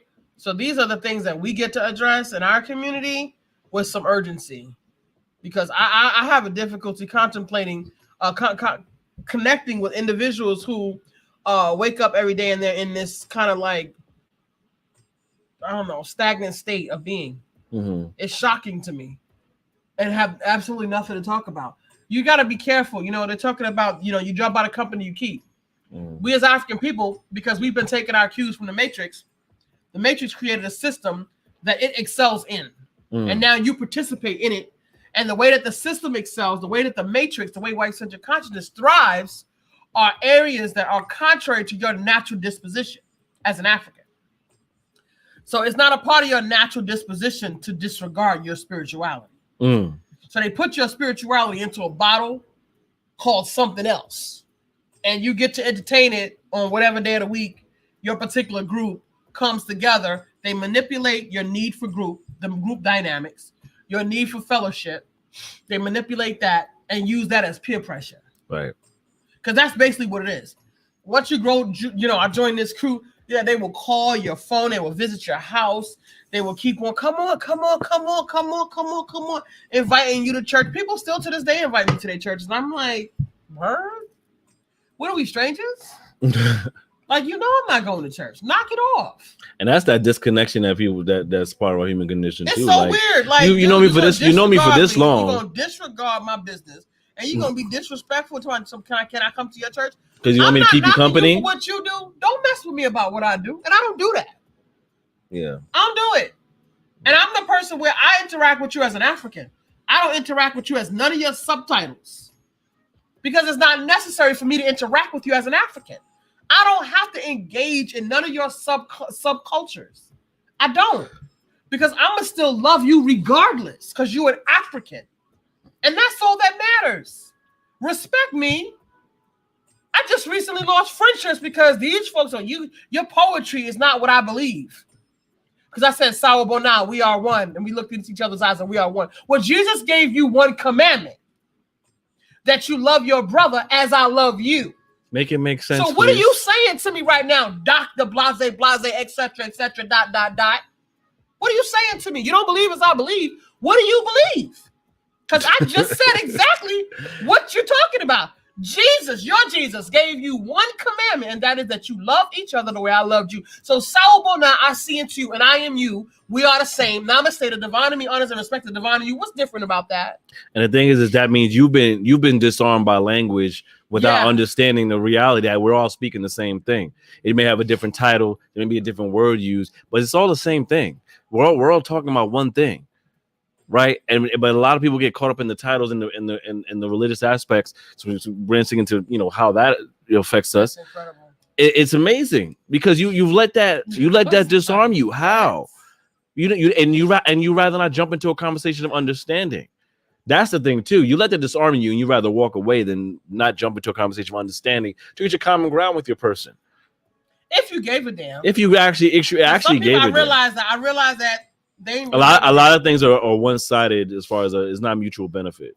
A lot of relationships are mutual benefits. With people who only keep me around because I am a resource to them. Mm. I help to keep them grounded. But the moment you need something, they disappear. No contribution to my life at all. Not even an exchange of ideas. I'm simply facilitating leaning into, oh, well, that's my friend. So because I'm your friend and I have these set of skills, that gives you access to my skills. You don't have to pay me for my contribution? Really? Okay. You must make an exchange. There must be an exchange. And once people realize that they have nothing to offer, that is them. They believe they don't have anything to offer. I've had people tell me this. Well, I don't know what I can give you. What can I give you? I don't really know that much. It's not about what you know. How about loyalty? How about friendship? How about support? If you want to give me something, ask me what I need, and I will tell you because I know what I need. We in our community keep complaining about people not supporting, not looking out, being haters. All of these things, this conversation is too common. So if all of this unity community conversation keeps on happening, what y'all doing, faking? Because y'all must be faking. Because none of the residuals from your narrative are showing up. Right. Because everybody is still complaining. There's still rap beefs. Right? They got beefs in place. That's grown men. Grown old ass men. People. You're looking simple right now. Out of here. How are we gonna have warriors protecting the village when you out here without a good enough sense God gave a goat to turn your back to this temptation to get caught up in this low-hanging fruit foolishness? We got people that act like they're so-called scholars, black scholars out here getting in petty beefs. What? Knock it off. Grown ass men out here getting in petty beefs. Y'all supposed to be scholars and intellectuals and so on the ground with Africanness and blackness. Excuse me, not even Africanness, just blackness. When there's no such thing as black, just for the record. This is why nobody comes to your rescue, because black has no nation. So there's no Blacklandia. Where's black? Where is black? Black China goes to China. Chinese go to China. You know, Europeans go to Europe. Caucasians go to Caucasia. Caucasus Mountains, right? Australians go to Australia. Australians go to Australia. Right? Africans go to Africa. Not black. Period. You're black American. African American. Really? The first step is understanding African, and then what's now time to dig deeper on what that means and what aspect of that does that mean? That's it. That's it. Weird. Do the journey. That's all. So would you rather say, well, I would accept it because this is what they told me, and then you realize that feeds into your own anti-Africanness, anti-blackness, what you want to call it, right into the anti-blackness is that you accepted that someone told you black, you black, and that's it. You accepted that. We've accepted that. We've owned it. Fine. We got it. Well, our leaders have used it and things like that. But we got to realize that there's always a means to dig deeper. There's a bigger issue at hand, yes, but also we need to identify with where we are in this situation and how we can work our way towards healing and true liberation for our people. But that means mind, heart, body, and soul all around. Period.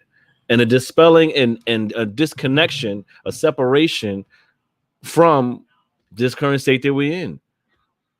Because like I said, Martin Luther King, he realized the woes of integration and what he actually integrated into. Because integration hasn't been real integration. Successful integration, true integration would be the actual communal state of sharing in the resources within these different communities, white community, black community, Asian community, all the different communities sharing in that. There was no intention of that with integration. It was just to get African people to shut up. There was no intention in that because a young African kid in the South going to a white school to receive a quote unquote better education, which is really miseducation because being taught through a white lens their own history, while other African kids in that same neighborhood get to stay in that neighborhood with the lack of tools and resources to provide the necessary education, or being quote unquote receiving the poor education. How's that integration? You get to learn our stuff, but we don't care about entertaining your stuff or helping your stuff be better. Integration will mean the allyship and partnership in working and operating within this human condition. That will be true integration. We're not in a true state of integration, black folk. African folk. We're not in a true state of that, and we haven't been. Just because we can talk to each other, it doesn't mean we're in true state of integration. Because there's still things not fair. Wages are not fair.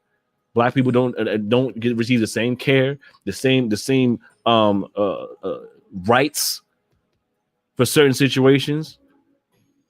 We're still the large part of the prison population. There's still tons of prisons in the free country, and we're filling them up for the pettiest of crimes. And a lot of us don't have the self-agency to really to fight back. So we're out here serving 40, 50 life for a lot of time for either foolishness or crimes he actually didn't commit, but they just needed somebody to fill the shoes. Look at the exonerated 5. Beaten down mentally for hours and hours just to confess to something that they didn't even do. Young kids. What you got? America was built by us, but not for us. We built someone else's heaven, world for free, so that they can make the rules and the money. What do you think has changed? We are not,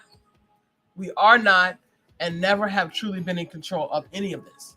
You think they're going to give others control of their well-oiled machine? It doesn't make sense. Mathematical sense. Black people make up less than 13% of the population in the United States, about 15.7%.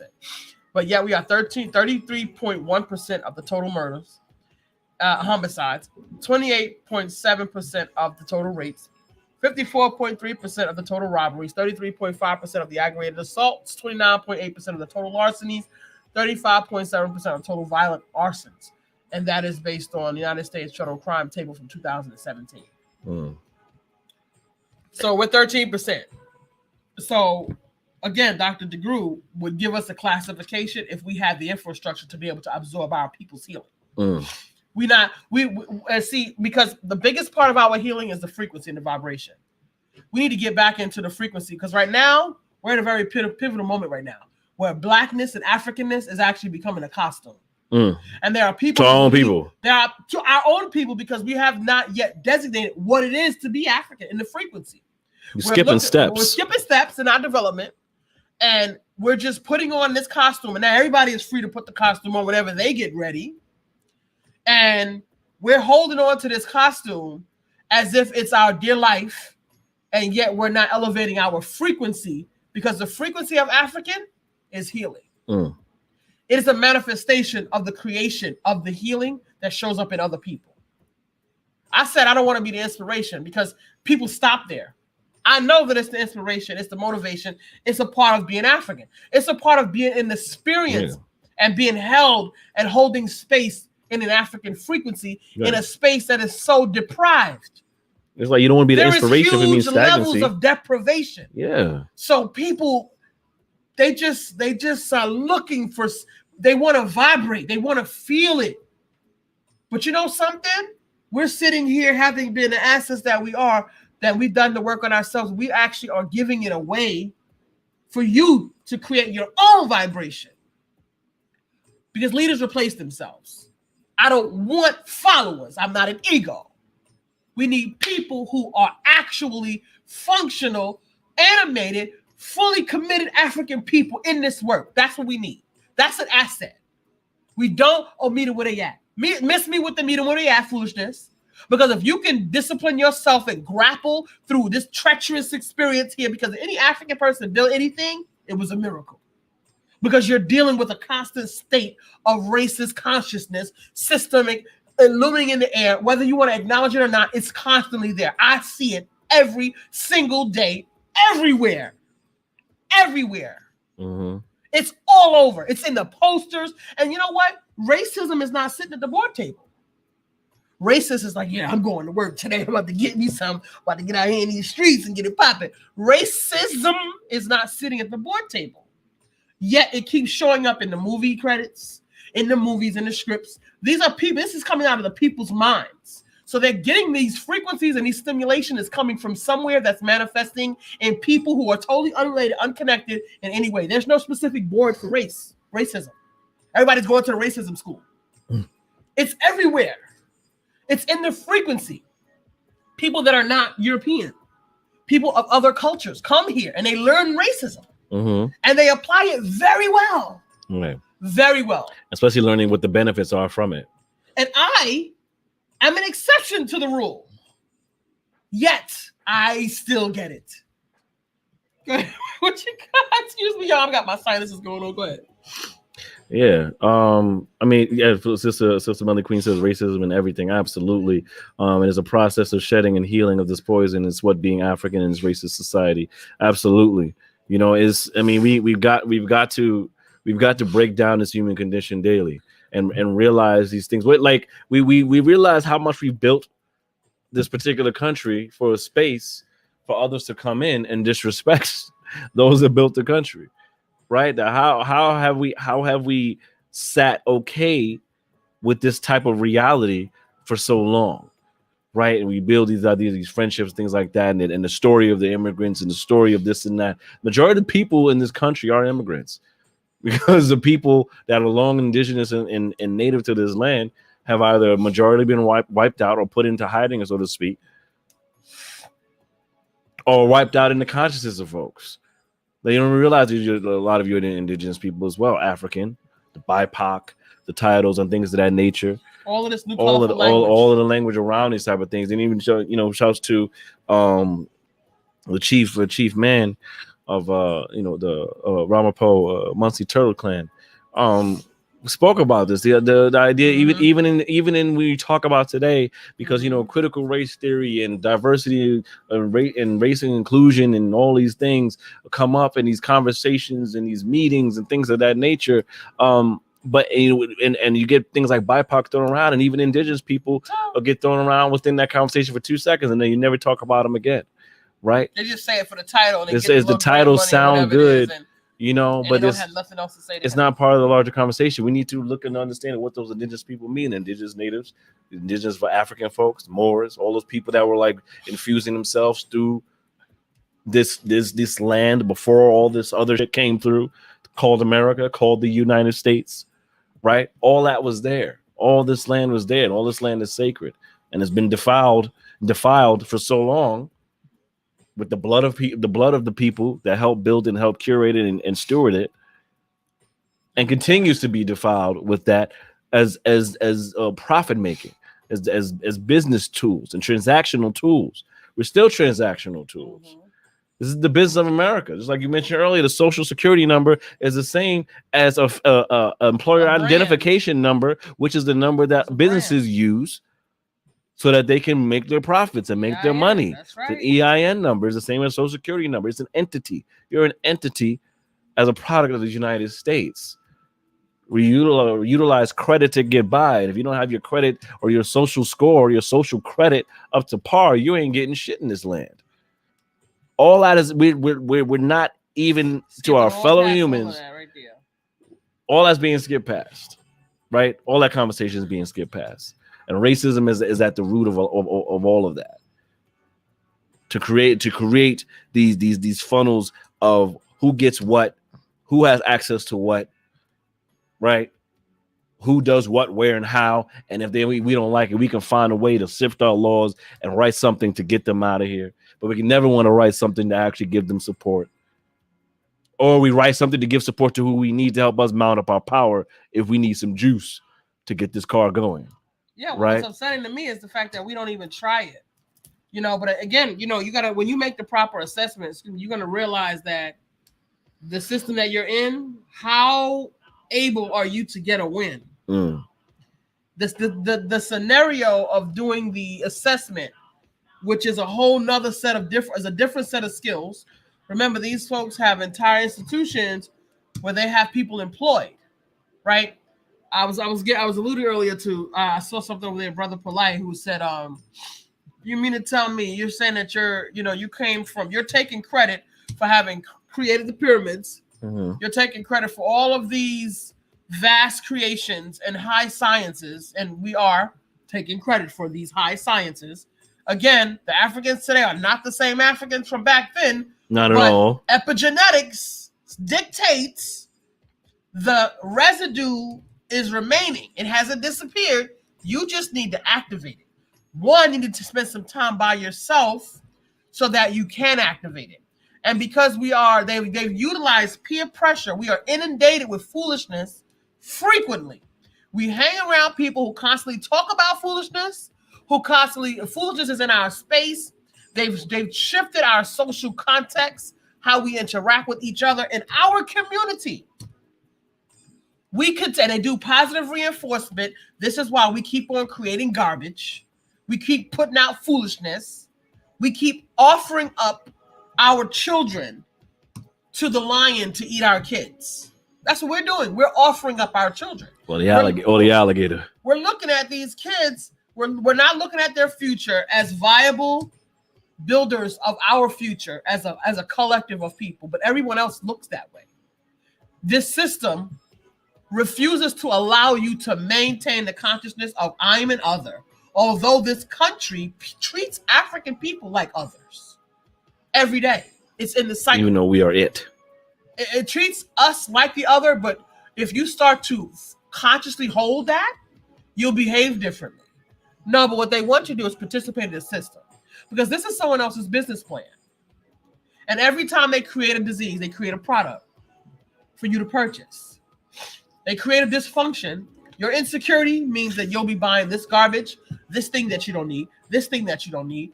We're going to do a show, and we're going to talk to you guys about your health, your systems, and how you can reduce your hygiene to 5 products. 5 products that are all natural, 99%, 96% all natural. Because we really need y'all to put these colognes and perfumes away. Y'all doing the most out here in these streets. And y'all killing us with these elevators. We getting played. We getting played out here on so many levels. And it's so crazy because I have an MBA, Master in Business Administration, dual major, media management. And the psychology is in marketing. The consciousness of psychology is applied to marketing. So I want you to understand that they actually think about your psychosis, the psychographical profile. I got a psychographical profile. It's 1, 2, 3, 4, 5, 6, 7 different archetypes. I don't care what your circumstances is. You are in this labyrinth, and it goes like this, like this, like this, like this, like this. And every time you open a door, it's going to trigger another door. And when you open that door is going to trigger another door, because you are one of 7 different archetypes. You choose which one you want to be in. So if you're choosing, what are you choosing? Do you really have choice? Choice, because each choice you make opens another door that leads to your destruction. And if you're not making an analysis, you're not aware of it. You're just willy-nilly in through here, which is why when they say African people are childlike, that's what they mean. Because everybody know you got to protect your future. You got to have a 100-year conversation somewhere. Somebody got to be having an authentic 100-year conversation. Not the people that are telling you how to make a better seat for yourself in the master structure that doesn't work. And no matter how many ways you shift that thing, it never comes out with you on top or with things in harmony. With things in harmony, I can look across the cultural landscape and I can see other communities had wars. Oftentimes because somebody was being greedy. I'm not talking about the American experience. This is Western history, Europe, Do some research outside of that narrative. Get to BCE, right? Because let me tell you something about Europeans. They've written themselves into the matrix and make it seem like they've been here forever, but they haven't. There was a whole lot of life happening before European people ever arrived here, or so as they say, evolved from apes. If that's the case, okay, well and good, no problem, our age, whatever. Y'all did your thing in the cave and whatever happened. But prior to them, all of this over here in the Western world, or the Eastern world here, was a whole lot of life occurring, civilizations occurring long before this. The narrative that's not readily available. If you want to find that information, you're going to have to do some data mining. Mm-hmm. Because they make sure they bury that. Because that's a part of, well, if you're such a boss, how you just a boss and you just got here? How you the junior? How you the apprentice? But you out here bossed it up like you running it. Something ain't right about this. I smell a rat. Check in. You might want to check in, African. Because you out here getting sunned like you're the amateur. But guess what? You actually acting like one. And that's your bag. You acting like you need somebody to give you accolades, to give you meaning, purpose. You don't. You're not using your tools. You're not using the tools your ancestors spilled blood for. You're not training your children. And you letting these colorful white people language get you twisted up in here in a matrix. Don't use certain languages. Everything is anti this. Everything is culture. There's a cancel culture and this and that and all kind of stuff that's irrelevant to you. People bringing you into their temptations and whispering into your ear foolishness. They whisper into your ear foolishness. You need the faculties to be able to be in this work every day. Because you go to work every day. And these folks stand right there and expect for you to be a happy tap dancing Negro. Like everything is well and good because they don't have the comprehension to understand your circumstance. And you haven't made them. You haven't expressed yourself in a way of authenticity. You don't want to make you want to adjust yourself to not make white folks uncomfortable. Let them go to work. Let them go do their work. You'll be all right. Give them an opportunity to go do their work. Because we're in a situation right now, they're 13% of the world population. So they all over the place. And they keep making little huts and cities and all of that all over the world. And putting military bases everywhere so they can make space for themselves. This is what they're doing. And then whispering in the folks' ears there to help them mount up resources. This is what they're doing. And paying folks and doing a little payola here and there. And it's always some Sambo somewhere ready to get greased up to turn on his brother. Reshaping narratives, everything. That's around our folks. bag. Yeah. That's actually our direct fault because we should know better. Yeah. We should. There are other communities. You don't know. We don't talk too much about the Chinese that were actually enslaved here in America and the Irish that also were under caste system in America as well. Right. These groups of people like, nah, we ain't going to let that happen to us again. We know how you live it. So we're going to treat you accordingly. You want to shake hands and smile and skin and grin? That's the poker face. Because I know you might come out your bag. The only smart thing to do is be ready. Right. Wait for the ball to drop. Wait for the ball to drop because it's going to happen. But you know what? They don't even need to be strategic with us because they keep really running the same racket on us. Literally. They literally are running. We can go through this right now. 150 years, they've been running the same racket on us since Reconstruction. And it's running on the quote unquote local level. We want to call it white folks too, but they run it from the same script whenever they want to respond. The same one. Man, social media looks crazy as hell. Like you be in these conversations, you can't even be in these comment sections with these white racist folks anymore because they're all pulling from the same book. It's almost just sad, really. But we ain't about even sitting there being an argument with them, a debate with them. You got work to do. But trust and believe they're running the same racket, so you need to recognize that it's happening. So you can circumvent that. Get around that shit. It doesn't have to be the one that stops you every single time. Oh, I've seen this play before. Okay, I'm gonna do this around that.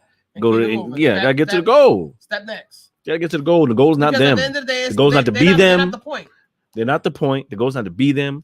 The goal's not necessarily to be friends with them or anybody or whatever. That's by virtue of just being human. But the goal is for your liberation and freedom. Your goal is for your self-agency. Your goal is to identify in your true essence of yourself.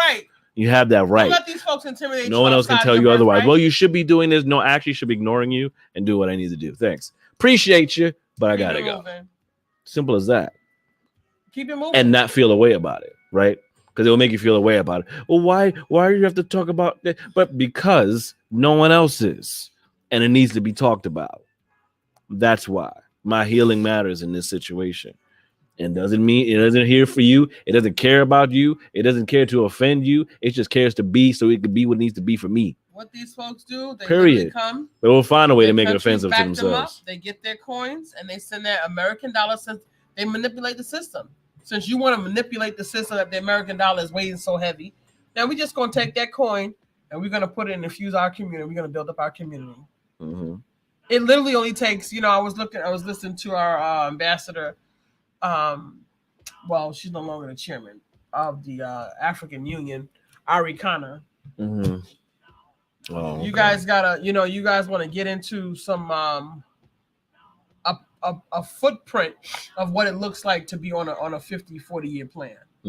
Because these other cultures, they've done it in less time. We've had 157 years. We behind the 8 ball. So what that says is that we keep getting tricked by the foolishness.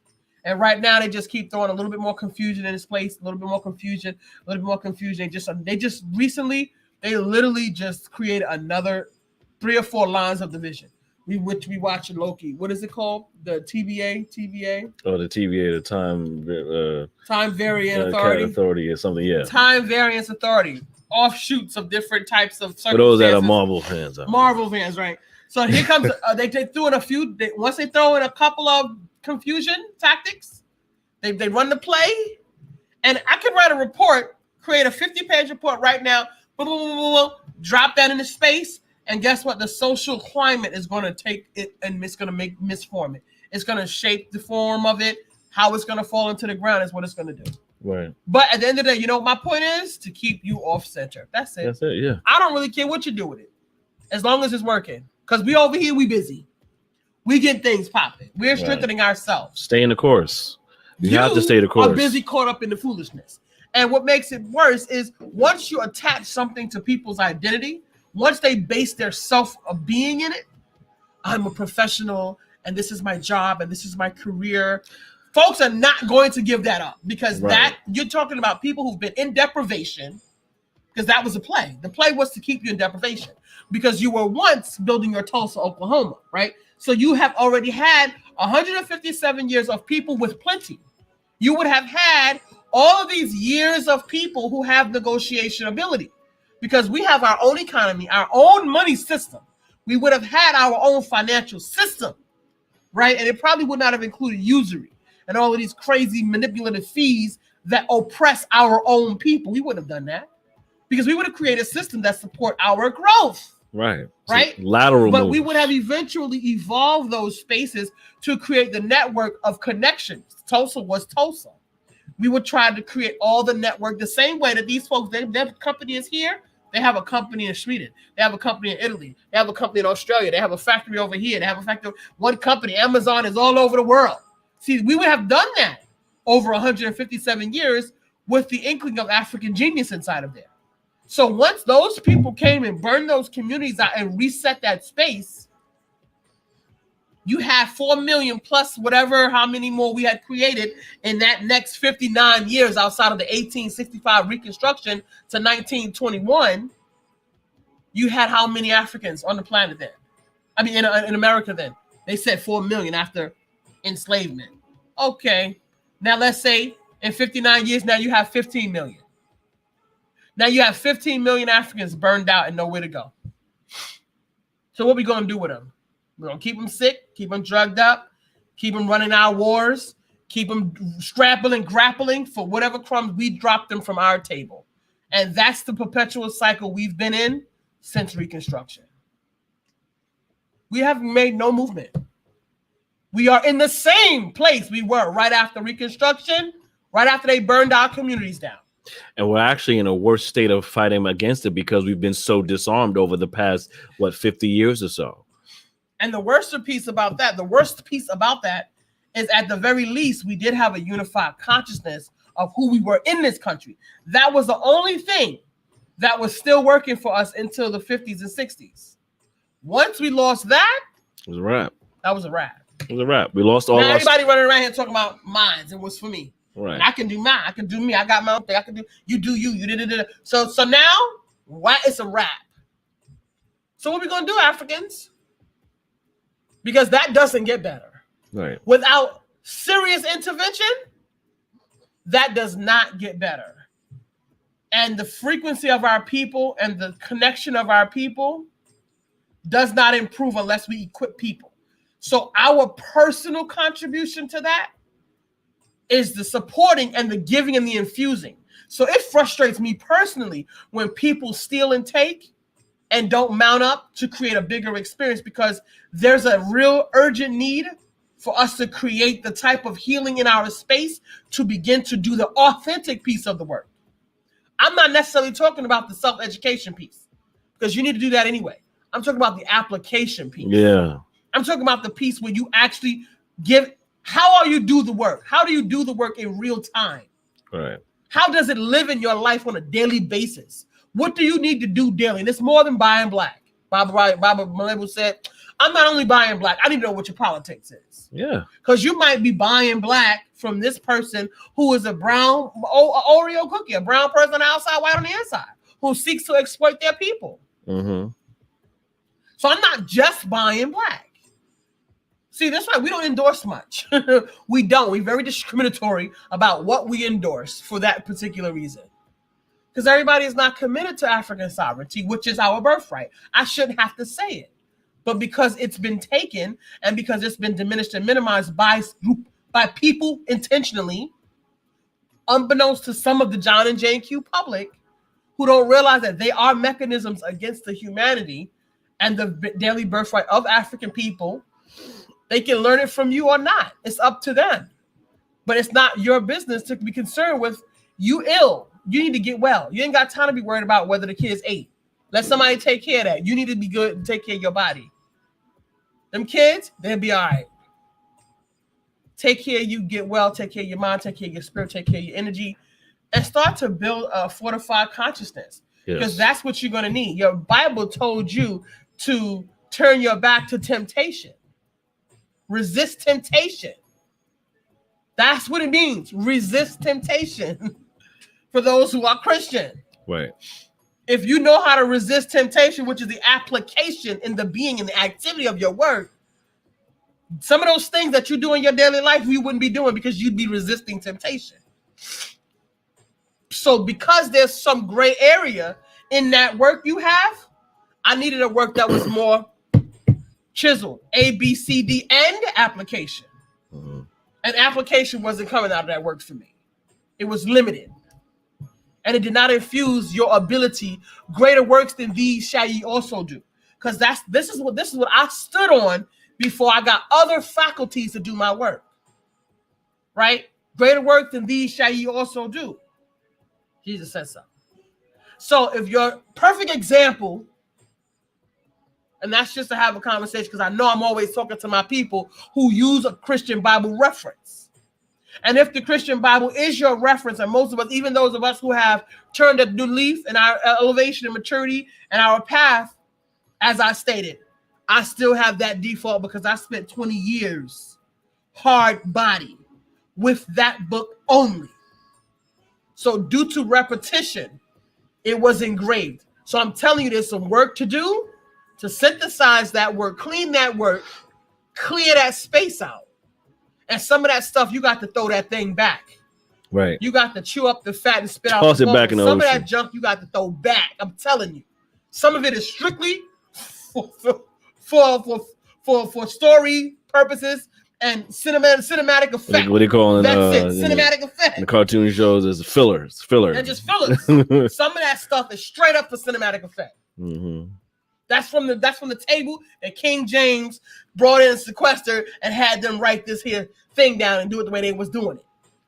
Mm-hmm. They spoke to his, I'm gonna make something for the boss. The boss gonna really like this. Yeah, some of that is that stuff. And some of that you got to cut that stuff out. But you're gonna have to tighten your spirit up so that you get the confidence to be able to discern. Yes, sir. Because when they tell you to study to show that self-approved, and then they also tell you not to lean your own understanding, two things that are in total contradiction. So how you gonna do both? I'm just saying. But that's a whole other conversation. I try not to get too much into that with some of these folks because it's too much consciousness. The reason why I can process it that way is because I have more study material. I've stepped outside of the framework. You also chose that. But if you're standing outside the frame, if you're standing in the framework, you don't get there. Yeah. You don't see that. And it's not taught that way by the teachers at the front of the room. These folks are more interested in saying clever things and getting the amen choir all zhuzhed up and happyed up, placebo, which is what I call it. Because if you're ineffective for your own preservation, it's placebo. It actually upsets me greatly. It's supposed to be activated to support your self-preservation because you're supposed to be on the ground doing the work of the Most High. I'm about my Father's work. 12 years old, Jesus turned around to his mama and said, "Excuse me, I'm about my Father's work." So if you're not out here doing the work, then it's placebo. That's just basic mathematics to me, but you can work that out. On that note. Family can work that out. I try to meet the people in their own conversations to find out, guess what? You already been called in. Are you going to show up? You got the call. Are you going to take it to the next level? Yeah. Because if you're stagnant, you're not going to the next level. That means your work isn't complete. That means you're still eating baby food. You want to get into that steak, you're going to have to grow up a little bit more. I'm just saying. And I don't care who I've spoken to, the preacher, the bishop, whoever it was. It didn't get there. Because they're still doing this thing for effect and for entertainment purposes only. Because they are giving their brother rocks to stumble. They're not allowing the people to become effective leaders. They want followers. They want sheep. You can't be no sheep out here on the ground doing the work. Jesus wasn't no sheep. He was out here on the ground, the Son of Man, with nowhere to lay his head, doing this work. Okay. I'm just saying. I'm talking the same language as you because I want to let you know where I got the inspiration. Because I work with what I had as broken from the branch. He has a family of enslaved family members, and elevating, right? So if I can find it, you can find it. Are you committed to finding it, though? As you said, I chose. Are you choosing? Because where you stand is an easy route out, just to let you know. Right. Because when you're not moving, you're also choosing that. You're not confronting the work. You're not confronting the work. Right. Because there's so many people that are not spiritually in the vibration, they're not creating the outcome. Right. They're in the pizzazz of Shazam and the theatrics of it, which is not what our people need. Our people actually need practical application skills that they can infuse their lives and their children and start to build what's next for our African community as far as African sovereignty. So let's do this, family. Every week we up in your spirit and up in your face. We out here. We in here. We out here. With you. We with you. Inside, outside. We out here. Family, we with you. All in love, always. Never in attack. Always in love. We constantly building. Join the conversation. Listen, send us your topics. Yeah. What do you want to talk about? Yeah, send us topics. Let us know what you want us to talk about on your Soundbite. And we come up with these topics based on, looking at our social condition daily, because Nefra and I are very adamant about analyzing these social conditions daily because we're part of it just as much as you are. So, if nothing else, with us moving through these spaces together, we got to know what the hell is going on. So, but we pull from that, but we definitely appreciate anything y'all pull from. Send us your topics, DM our Soundbites page on Facebook, Instagram, or what have you, and let us know what's up. And let's make this happen, family, because these conversations are ongoing and they affect us. And in the repetition of it, hopefully we can get to a space where we know how to maneuver through it on our own. Remember, this is not about just being inspiration, but being inspiration to move forward and pick up the baton and put in an application. Pick up the baton and relay race, fam. Smooth pass over. Smooth pass. Let's go. We're running this race. I was out there in that relay, family. Yeah, let's do it, family. This is Soundbytes International Radio. African consciousness declaring one world is the aim. You already know how we do Monday nights, 9 p.m. Eastern time. Right here on Facebook and YouTube. So just remember to do so. And also remember to make sure you follow us on Facebook. If you're not already, follow us and like us on Facebook, Soundbytes INTO Radio. Also, of course, as I said, we're on YouTube. Please subscribe to the YouTube channel. Hit that YouTube and share with your people to hit the subscribe button. We're trying to get them subscribers up. So go to Soundbytes International Radio on YouTube. And also follow us on Instagram at Soundbytes International Radio and on Apple Podcasts and Spotify at Soundbytes International Radio. And as you see scrolling at the bottom of the screen there, you can also go to thisissoundbytes.com where all this information is housed. You can click them links and follow easily. We made the house for you to go to and walk into each of those rooms and hit the like and the follows and the subscribes and all that. So do that. Also, you can, if you do find value in what Soundbytes brings with these conversations each week, please feel free to donate and support of this Black-owned, African-owned operation. We are an independently owned and run operation here, and we bring this to our family each week to provide as much healing as possible. So if you find value in that, please feel free. Any gifts are appreciated and supported. But either way, we're here to give back what we've known. And share what you know as well. So we can build and fortify our community, family. It's also that we can build and fortify our community, our platforms. Be the bricks. We have the costs, right? We have the costs for the platforms, for the websites, all of these things, they cost. Yeah, all these, self-funded. Talking about straight up practical parts, all this stuff. Parts, we do this. Right, we do this. Governmentally supported. Isaiah's got the skills for it, formally trained. Myself also the skills for it, formally trained. Through the matrix, right? We got our education, our skills through the traditional methods, right? And we also use our tools and we synthesize our tools and we provide the family value in this conversation. And also, that the system don't like it. The system don't like these conversations, doesn't want to see an African frequency because that's just the anti-Blackness concept of this community. The ether, the space that we're living in. So your support is definitely needed. Really appreciated. So we appreciate you. Drop the Cash App, Soundbytes, SOUNDBYTES. Radio, RADIO. Absolutely. Or hit that contribute button on the website if it's easier for you. Whatever works. We appreciate it all. So we're gonna get up out of here, family, as you already know how we do. And join us next week, next Monday, 9 p.m. Eastern Standard Time, right here on Facebook and YouTube, family. So one love. Please be safe out there. That song out here? Let me see. You want to drop it on? I don't see Sister drop it Carol on on there. Hold But you know how we do. We're going go out on a high note. Give you something. Give that energy. So Soundbytes National Radio, y'all jam with us, stick with us. We love y'all, appreciate y'all. Sit tight. That's what Sit it tight. is. Let's rock out together. Absolutely. Turn it up. Turn it up.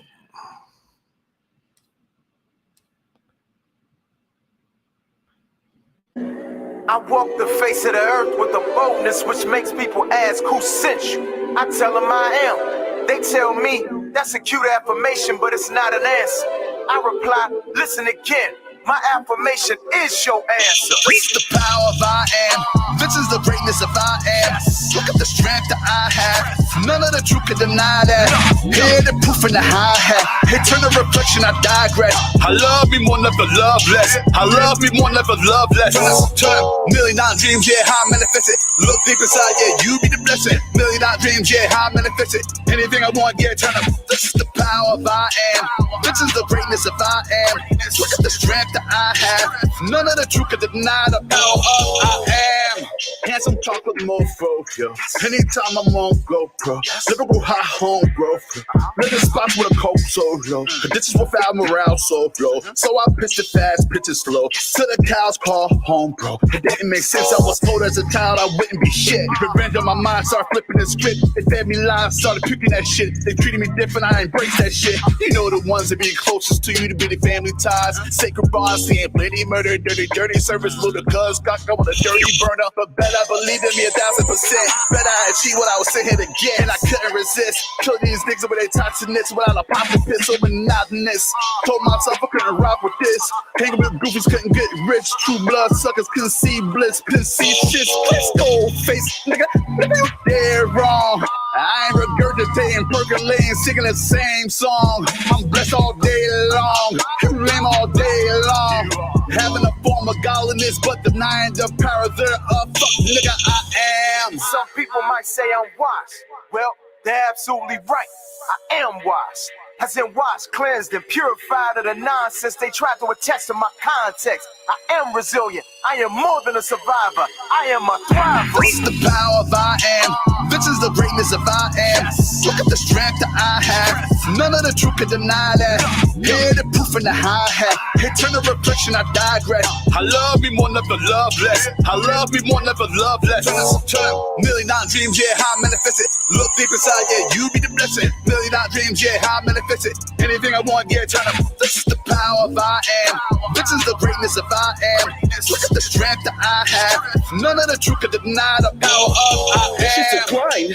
I'm totally surprised that I ain't lost my mind. Had to take setbacks and learn the weak setbacks that those I gave jetpacks that no planes don't fly. Now I'm in no space, so wasting my time. Focus my goals to shift paradigms. My get up and go to keep my folks from dying. So I'm on the road with a goal that's refined. Yeah, riding with a mean vision. Reflected from every angle through a clean prism. Dark matter reflected in the color of gray. When I lost my mother, found peace aside my queen, and I leaned in on my brothers. Yeah, Bart was shaping up the grand scheme. I done wrestled to the mat, all my damn demons. In a matter of time, became a champion. Now my everyday mantra to do the damn thing. So my aim to pack out every arena, inspire the future leaders with every line of the levers of gods and unbelievers. Do what they can conceive us, love what we do and leave us. Brick, they never see us. Whoa!